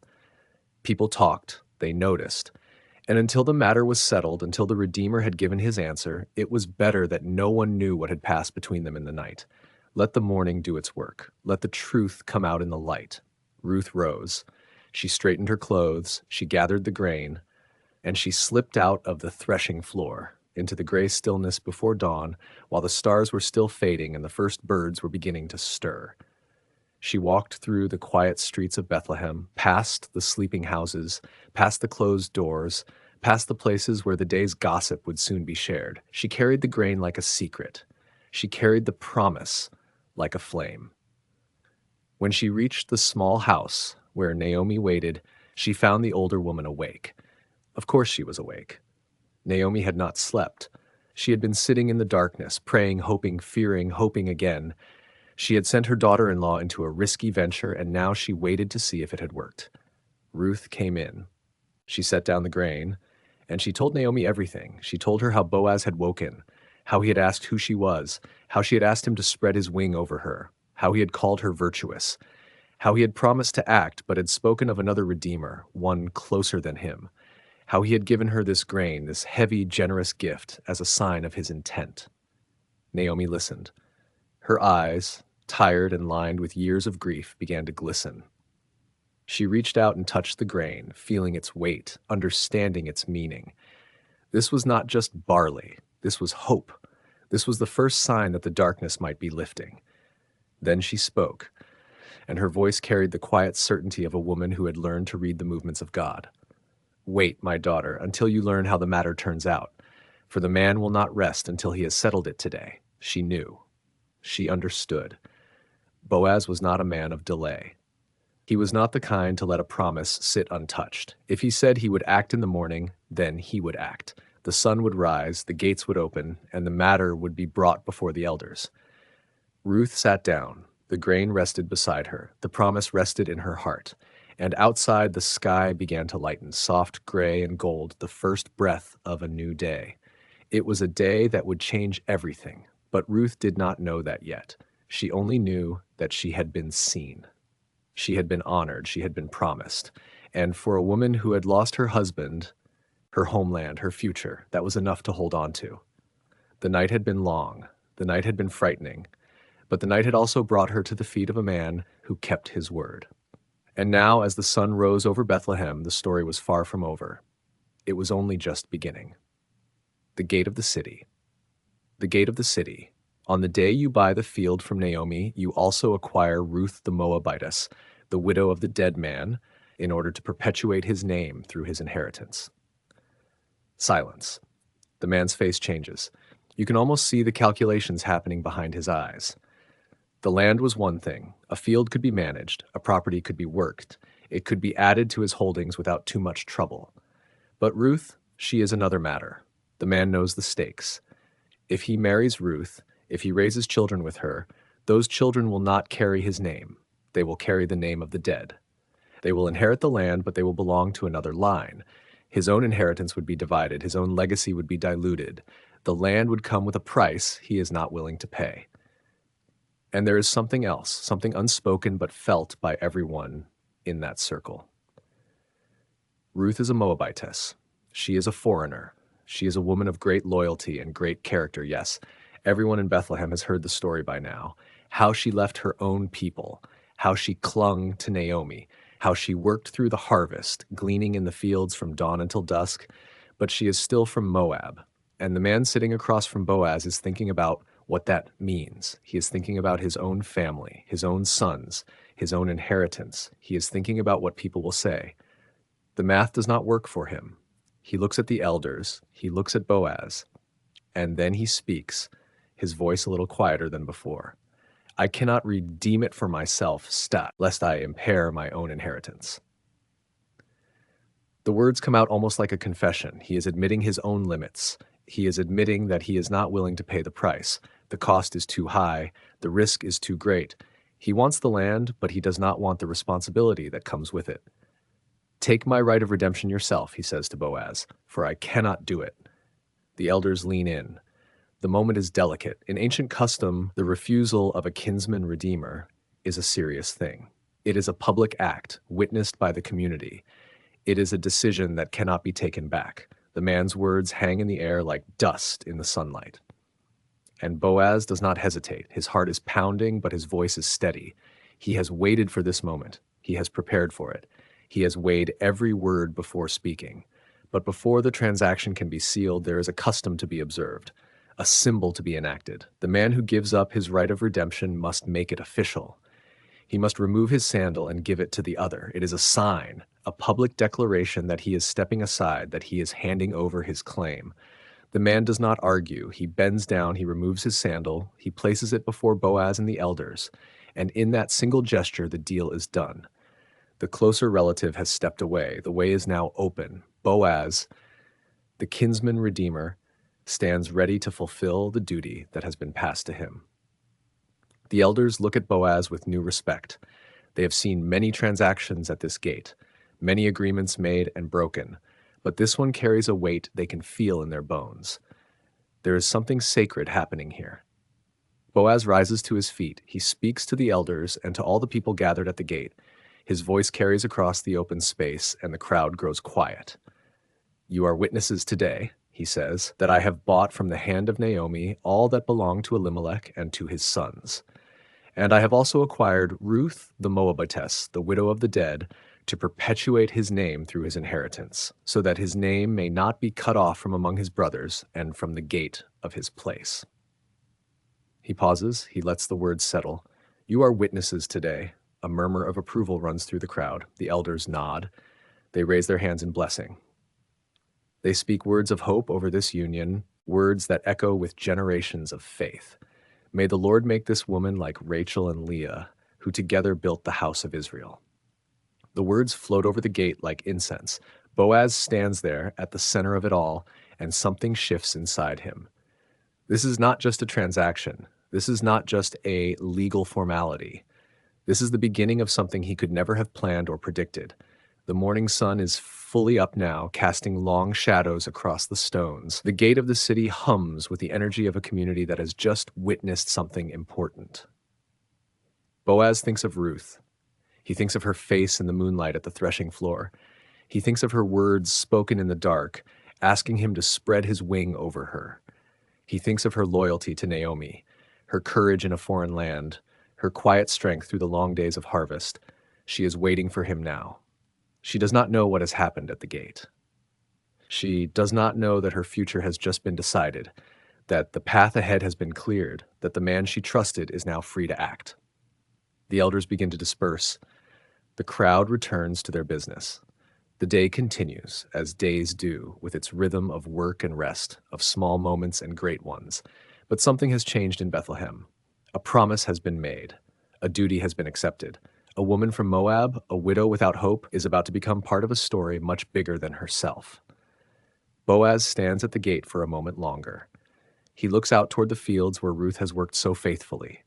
He thinks about the road ahead, the marriage, the future, the children that might come. He does not know the full scope of what is unfolding. None of them do. They cannot see the generations that will follow. They cannot see the king who will descend from this union.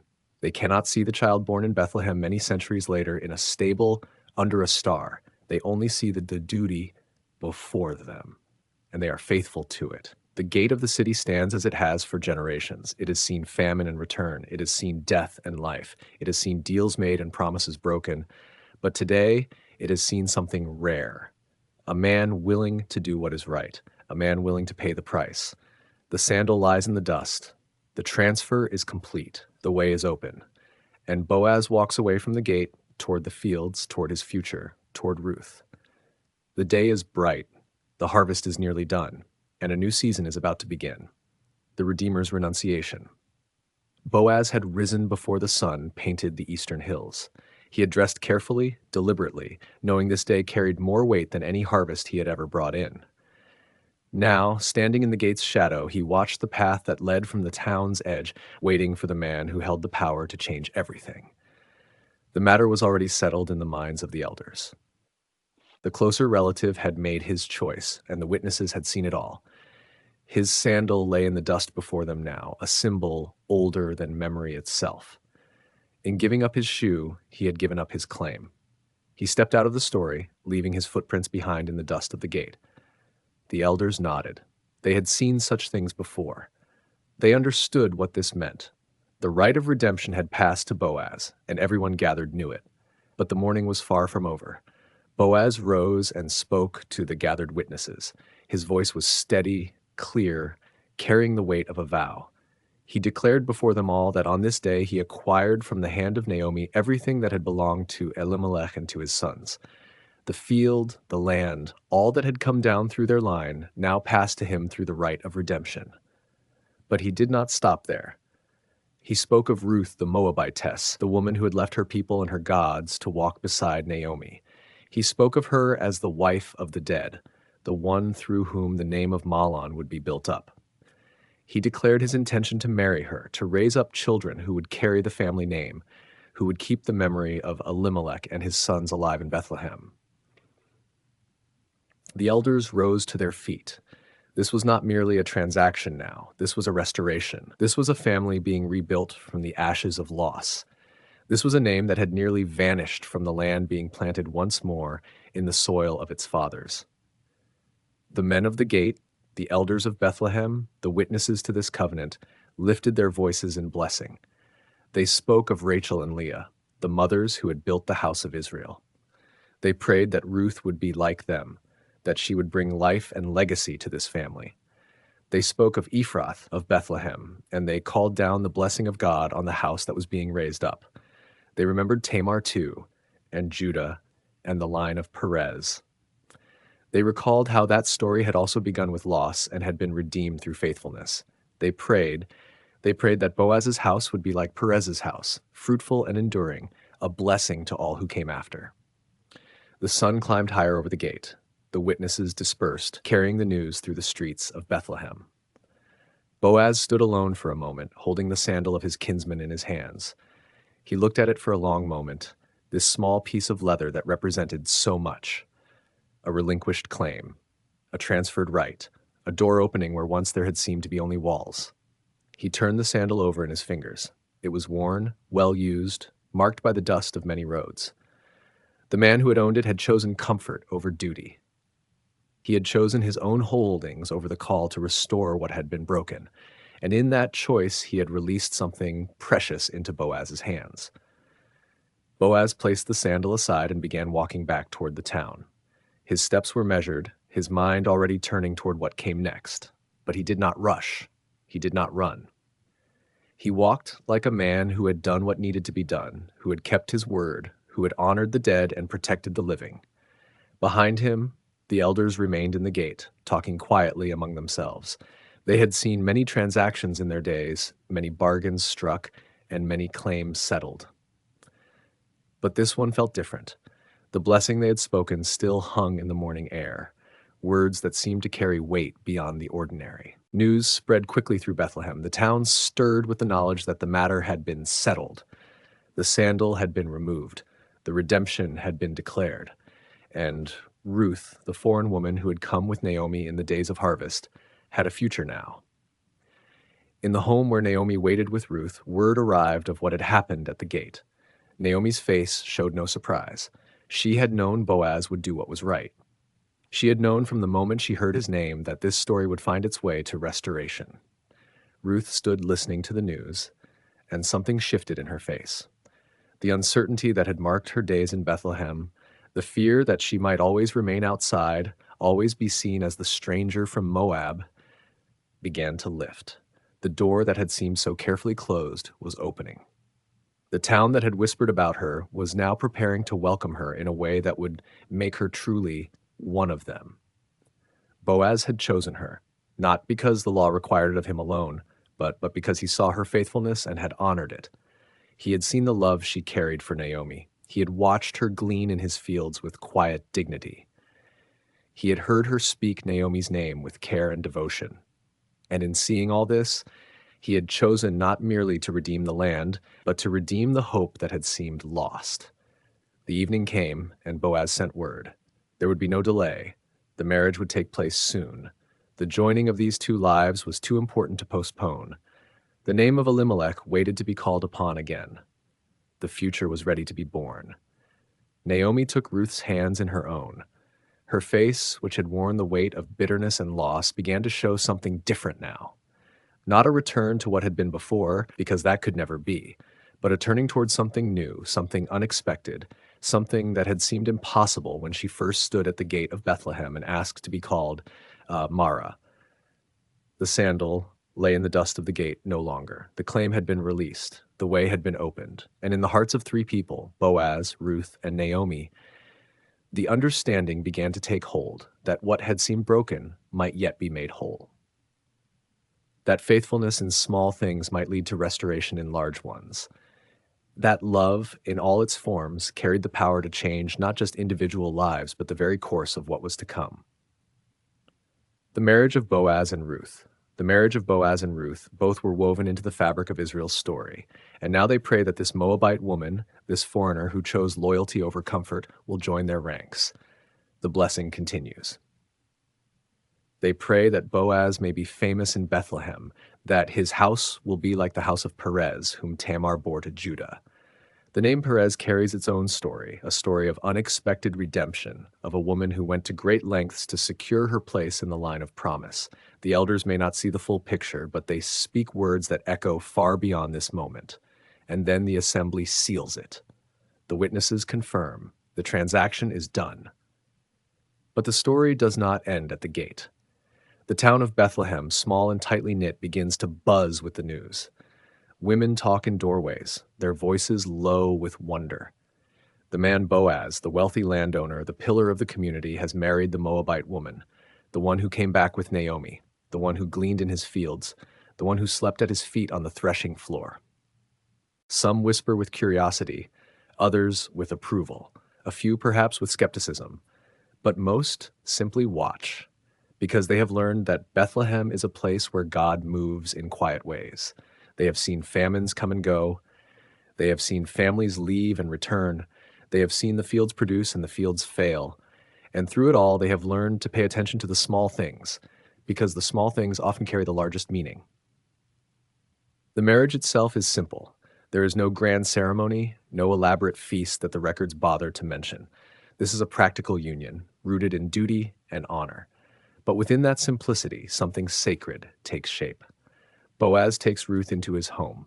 She, who once slept in a foreign land with nothing but her mother-in-law's grief for company, now has a place to rest. She, who once gathered leftover grain to survive, now has a table to call her own. The transition is not lost on her. She carries the memory of Moab, the memory of her first husband, the memory of the long road back to Bethlehem. But she also carries something else now: hope. The days settle into a rhythm. Boaz tends his fields, Ruth tends his home. Naomi, still living nearby, watches from a distance, her heart slowly mending as she sees her daughter-in-law treated with honor. The three of them, bound together by loss and loyalty, begin to form something new. A family that defies the usual categories, a family that exists because love refused to let go. In the quiet evenings when the work is done and the lamps are lit, there is a stillness that settles over the house. Boaz looks at Ruth and sees more than a wife. He sees a woman of strength, a woman of character, a woman whose devotion to Naomi revealed the depths of her soul. He does not fully understand why he has been chosen for this role, why the thread of his life has been woven so tightly with hers, but he accepts it with gratitude. Ruth looks at Boaz and sees more than a husband. She sees a man who protected her when she was vulnerable, who honored her when she was foreign, who gave her dignity when she had none. She does not forget the kindness he showed her in the fields, the water he offered, the roasted grain he shared, the quiet reassurance that she was safe. And now in his home, she finds the safety she has craved since she left Moab. The seasons turn. The barley harvest gives way to the wheat harvest, and the wheat harvest gives way to the slow, golden days of summer. The fields ripple with grain, and the town of Bethlehem breathes with the satisfaction of plenty. The famine that drove Elimelech away is a fading memory, a scar that has healed into a story. And in the midst of this abundance, in the ordinary rhythm of daily life, something extraordinary is taking shape. It is not visible yet, it cannot be measured or predicted, but it is growing like a seed in the dark soil, waiting for the right moment to break through. The marriage of Boaz and Ruth is not the end of the story. It is a doorway, but that is for later. For now, there is only this: a man and a woman bound by covenant, blessed by elders, watched by a town, a land restored, a name preserved, a future unfolding. The women of Bethlehem begin to speak of Naomi again, but this time with a different tone. They remember the woman who left full and returned empty. They remember the bitterness she carried, the name she asked them to call her: Mara, bitter. And now they watch as something softens around the edges of her grief. They see her emerging from the shadows, drawn out by the kindness of a Moabite woman who refused to abandon her. There is a saying in Bethlehem, passed from mother to daughter, about how God works in hidden ways.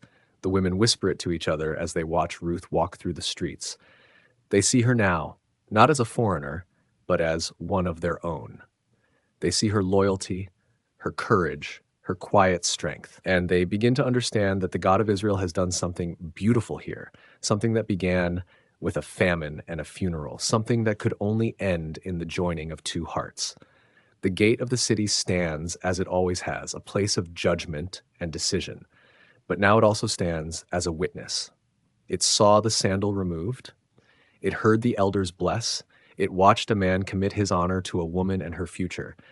And in the years to come, when the elders are gone and the gate has crumbled, the memory of what happened there will echo through generations. Boaz and Ruth settle into their life together. They do not know that they are part of something larger. They do not know that their names will be spoken for thousands of years. They only know the simple truths of their days: the work, the rest, the meals shared, the quiet conversations, the growing trust between two people who have chosen each other. And in that choosing, in that ordinary, faithful human choosing, heaven leans close to earth. The marriage is complete. The blessing has been spoken. The land has been redeemed. And soon, very soon, the silence of Naomi's empty house will be filled with a sound she has not heard in years: the sound of new life. But that is for the next chapter. For now, the story rests in the peace of a union that should not have happened, a love that should not have grown, a hope that should have died in the fields of Moab. And yet here it is, alive, breathing, ready, a son named Obed. But they had never seen a mother's heart rise from the grave like this. The time came for Ruth to give birth. It happened on a night when the moon hung low and full over the Judean hills. The women gathered, the lamps were lit, the midwives took their places, and in the small hours of the night a cry cut through the silence: a boy. He was small and perfect, with dark hair and tiny fingers that curled around everything they touched. The midwives washed him and wrapped him in swaddling clothes. They placed him in Ruth's arms, and she looked at him with the wonder of every mother who has ever held her first child. Boaz came in. The careful, measured man who had stood at the city gate and spoken of redemption became something else: a father. A man changed by what he saw. He took the child in his arms. He held him close. He said nothing, but his eyes said everything: the son of Boaz, the son of Ruth, the child who would carry the name of Elimelech and the hope of a family that had nearly been lost. The women of Bethlehem gathered around Naomi. She was sitting in the corner of the room, watching it all. Her hands were folded in her lap. Her face was wet with tears. She had not moved since the first cry, and she did not move now. The women came to her. They surrounded her. They took her hands and lifted her to her feet. "Blessed be the Lord," they said, "who has not left you without a redeemer today." They led her to the child. They placed him in her arms. Naomi looked down at the tiny face. The eyes were closed, the mouth was soft. The little chest rose and fell with each breath, a rhythm as old as life itself. And Naomi, the woman who had asked to be called Mara, felt something break inside her. Not painfully, not like the breaking of a bone or the shattering of a hope. No, this was different. This was the breaking of ice, the thawing of a heart that had been frozen for too long. The bitterness melted, the grief loosened its grip, and in their place came something she had almost forgotten, something warm and fierce and unshakable: love. The days that followed were the sweetest Naomi had known in years. She was not a young woman. Her body was tired, and her hands were worn from years of work and worry. But when the baby cried at night, she was there. When Ruth needed rest, Naomi took the child. She rocked him. She sang to him. The women of Bethlehem saw what unfolded in that household. They saw the way Naomi's face softened when she held the child. They saw the way her voice changed when she spoke to him. They saw the way her hands, so used to grief, had found a new purpose. And in the market and at the well, they spoke to each other about what they witnessed. Naomi has a son, they said, as if the truth of it had settled in their own hearts. It was true in a way, not by blood, not by birth, but by love, by care, by the long nights and the gentle hands and the heart that had opened again. The child belonged to Ruth and Boaz, but he also belonged to Naomi, and she claimed him with every breath she took. They named him Obed. The name carried weight, though what it would come to mean stretched far beyond the little town that day. In the coming years, the name would be spoken in the streets of Bethlehem. It would be remembered in the generations that followed. It would be written in the records of the family, a link in a chain that stretched forward into a future no one could yet see. But on the day of his naming, Obed was just a baby, a small, hungry, demanding, beautiful baby. He did not know about redemption or heritage or the hopes of a family restored. He knew only warmth and milk and the sound of his mother's voice, and in that he was blessed. Naomi took the child to her breast, becoming his nurse, his caretaker, his second mother. The women of Bethlehem watched her with something like wonder. They had seen her return from Moab, a shell of the woman she had once been. They had heard her ask to be called Mara, bitterness in her voice, and now they saw her alive again. The child had done what no words could do. He had given her a reason to wake in the morning. He had given her a future to pour herself into. He had given her the chance to be a mother once more, not to replace the sons she had lost, but to love again in a new way. The women gathered around her. They spoke the blessing that would echo through the generations. May he be to you a restorer of life and a nourisher of your old age. It was a prayer, a hope, a promise whispered over a baby's head. And like so many prayers spoken in Bethlehem, it would be answered in ways no one could have imagined. The household settled into its new rhythm. Boaz went to the fields as he always had, but he came home earlier now. He wanted to see the child. He wanted to hold him and feel the weight of him against his chest. Ruth laughed to see her husband, the respected elder of Bethlehem, reduced to making faces at a baby. Naomi watched them all. She watched Boaz with his son. She watched Ruth with her husband. She watched the household that had grown around her lie a family where there had been none. The bitterness was gone. It had been replaced by something she could not quite name, gratitude, perhaps, or wonder, or the quiet joy of a woman who had walked through the valley of shadow and found herself at last in the sunlight. She held Obed close. She felt his small body against hers. She listened to his breathing, steady and sure. And in the silence of that moment, Naomi gave thanks, not for the harvest, not for the land, not even for the redemption that Boaz had secured at the gate. She gave thanks for the child, for the life, for the love that had found her again when she had given up all hope of being found. The seasons turned. The rains came and went. The barley grew and was harvested. The wheat followed. The village of Bethlehem continued its quiet rhythm of work and rest, birth and death, joy and sorrow. But in one house on one hill a child grew. His name was Obed, and he was just the beginning. The genealogy of David's Salmon fathered Boaz. And we have walked with Boaz through these harvest days. We have seen him in his fields, kind and generous. We have watched him at the threshing floor, honorable and careful. We have seen him at the city gate, redeeming the land and the woman. Boaz, whose name means in him is strength. And he was strong, strong enough to resist the easy path, strong enough to do what was right when no one was watching, strong enough to take a foreign widow under his wing and call her beloved. And Boaz fathered Obed, the child who now slept in Naomi's arms, the child whose name meant servant, the child who would serve the purposes of God without ever knowing how far those purposes would reach. Obed fathered Jesse, and Jesse would live in Bethlehem, this same small town where Ruth had gleaned in the fields. Jesse would be a farmer, a sheep breeder, a man of the land. He would have sons, many sons, and one of them would be a shepherd boy with ruddy cheeks and bright eyes, a boy who played the harp and wrote songs, a boy who would face a giant with nothing but a sling and a stone. And that boy, the son of Jesse, was David. David, the name that would become the greatest name in Israel's history. David, the shepherd king. David, the man after God's own heart. David, who would unite the tribes, conquer Jerusalem, and receive a promise that his throne would endure forever. And David's line would stretch further still, through the years of the kingdom, through the exile, through the return, through the silent centuries. The thread would continue, pass from generation to generation, sometimes visible, sometimes hidden, but never broken. But we are getting ahead of ourselves. For now, let us stay in Bethlehem. Let us watch the child Obed grow. Let us see Ruth and Boaz build their life together, their love a quiet testimony to the faithfulness of God. Let us see Naomi restored, the bitterness of her sorrow slowly washed away by joy. The genealogy is more than a list of names. It is a promise kept.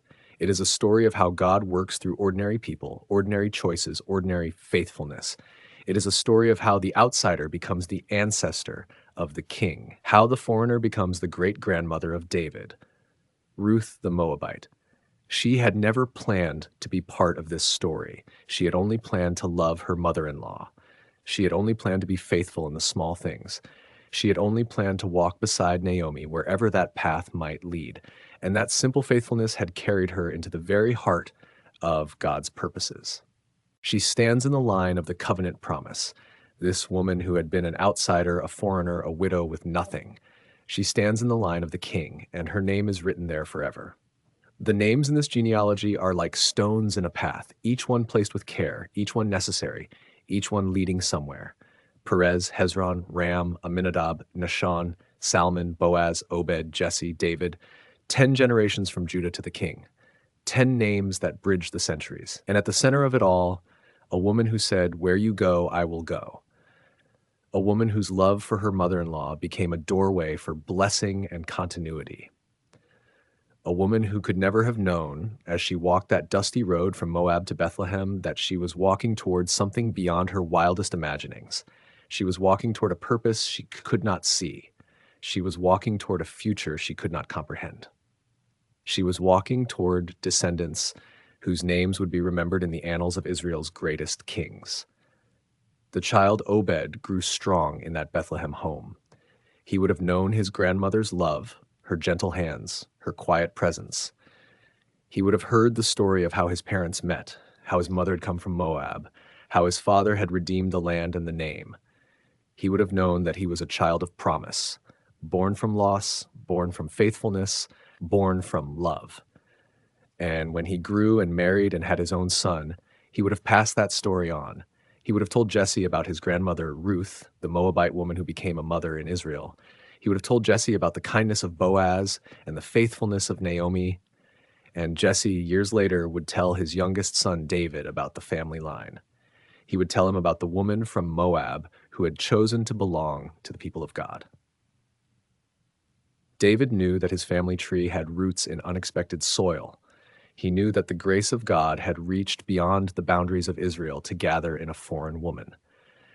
It is tempting to imagine that this knowledge shaped the way he wrote his psalms, the way he sang of God's mercy, the way he trusted in the God who loved the outsider and lifted up the lowly. Yet we cannot know for certain what David fully understood of his ancestry or how it may have influenced his words. The genealogy of David is a testament to grace. It is a story of how God writes straight with crooked lines. It is a story of how the excluded are included, how the forgotten are remembered, how the broken are restored. Ruth's name is in that line, written there for all time. The Moabite widow, the faithful daughter, the loving wife, the mother of Obed, the great-grandmother of David. And through David's line, the promise of God would continue to unfold across the generations. We can trace that thread through the long history of Israel, through prophets and kings, through exile and return. The genealogy points forward, carrying within it the mystery of God's unfolding purposes. It is tempting to see in Ruth's inclusion a foreshadowing of something greater still, but the story before us speaks most clearly of what it means to be faithful in the present moment, to love without knowing the full extent of what that love might accomplish. For now, let us rest in the quiet beauty of this moment. Let us watch the child grow. Let us see the family line continue. Let us marvel at how God weaves together the threads of ordinary lives into a tapestry of grace. The names are written. The promise is kept. The line holds. Reflection. God's hidden providence to do the lowliest job available. She went out. She found a field. As it happened, the text says, that little phrase, that tiny, almost invisible detail. As it happened. The field belonged to Boaz, a wealthy man, a relative of Elimelech, a man whose name means in him is strength. Was it chance? Was it luck? The biblical writer doesn't make a big deal of it. There's no angel pointing the way, no divine voice whispering directions. Ruth just walked into the right field at the right time, and as it happened, everything changed. That's how hidden providence works. It doesn't announce itself. It doesn't wear a sign. It just moves through ordinary choices and ordinary days, weaving threads together in ways that only become clear later. Boaz noticed her. He asked about her. He learned who she was, the Moabitess, the one who came back with Naomi. And he did something unexpected. He showed her kindness. He told her to stay in his fields. He offered her water. He invited her to eat with him. He instructed his young men to leave extra grain for her to glean. He blessed her. Why? She asked him that herself. Why have I found favor in your eyes since I am a foreigner? Boaz answered with the simple truth. He had heard about her loyalty to Naomi, about how she had left her own people to care for her mother-in-law, about the choice she had made on the road from Moab. She had been faithful in the shadows. Now light was falling on her. The harvest season passed, barley and wheat. Ruth worked, Naomi watched, and slowly hope began to creep back into the old woman's heart. She recognized Boaz as a kinsman redeemer. That's the ancient law, a close relative who could buy back family land and protect the family line. Naomi began to think, to plan, to hope again. Her plan was bold, maybe even scandalous. She told Ruth to wash, to anoint herself, to dress in her best clothes, then to go to the threshing floor at night, wait until Boaz lay down to sleep, and uncover his feet. Ruth did it exactly as she was told. At midnight, Boaz woke. He was startled. A man startled from sleep, the text says. He asked who she was. Ruth answered with words that carried the weight of an ancient promise. I am Ruth, your servant. Spread your wings over me, for you are a redeemer. Spread your wings. The same phrase used for God's protective care.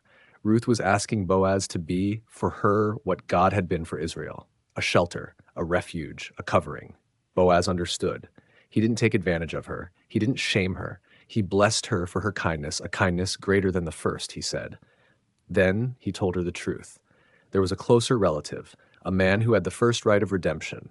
Boaz would settle the matter in the morning. He would do everything required, and he sent her home with 6 measures of barley, a gift, a promise, a sign.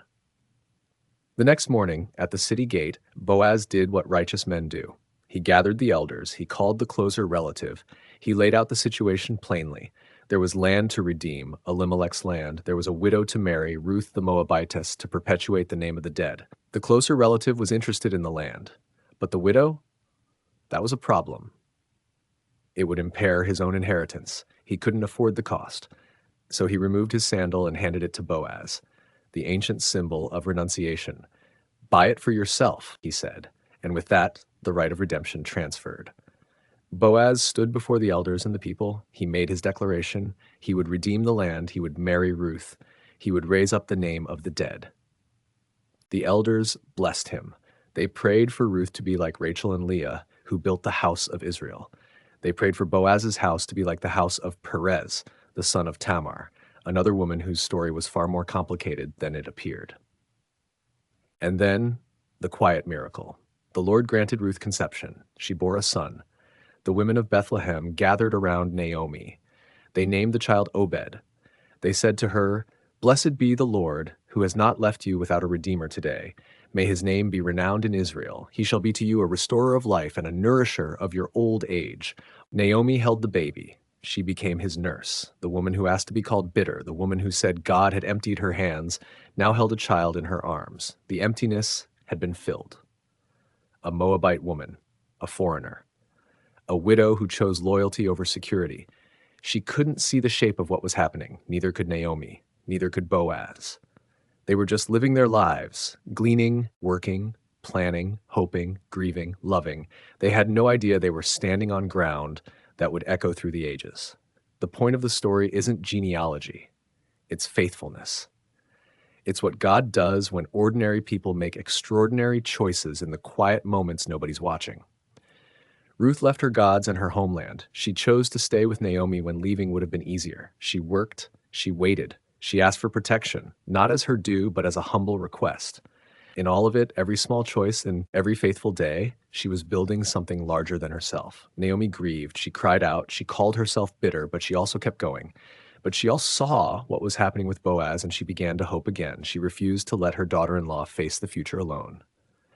Boaz worked his land. He kept the old laws. He did what was right, even when no one would have blamed him for turning away. He saw Ruth's worth. He protected her. He kept his word. No thunder, no lightning. No dramatic signs pointing toward destiny, just bread, just barley, just a baby's cry in the darkness. And somehow, in all of it, God was weaving a story of redemption, a story that moved from loss to provision, from bitterness to comfort, from death to new life, from exclusion to belonging, from a foreigner to a member of the family of faith.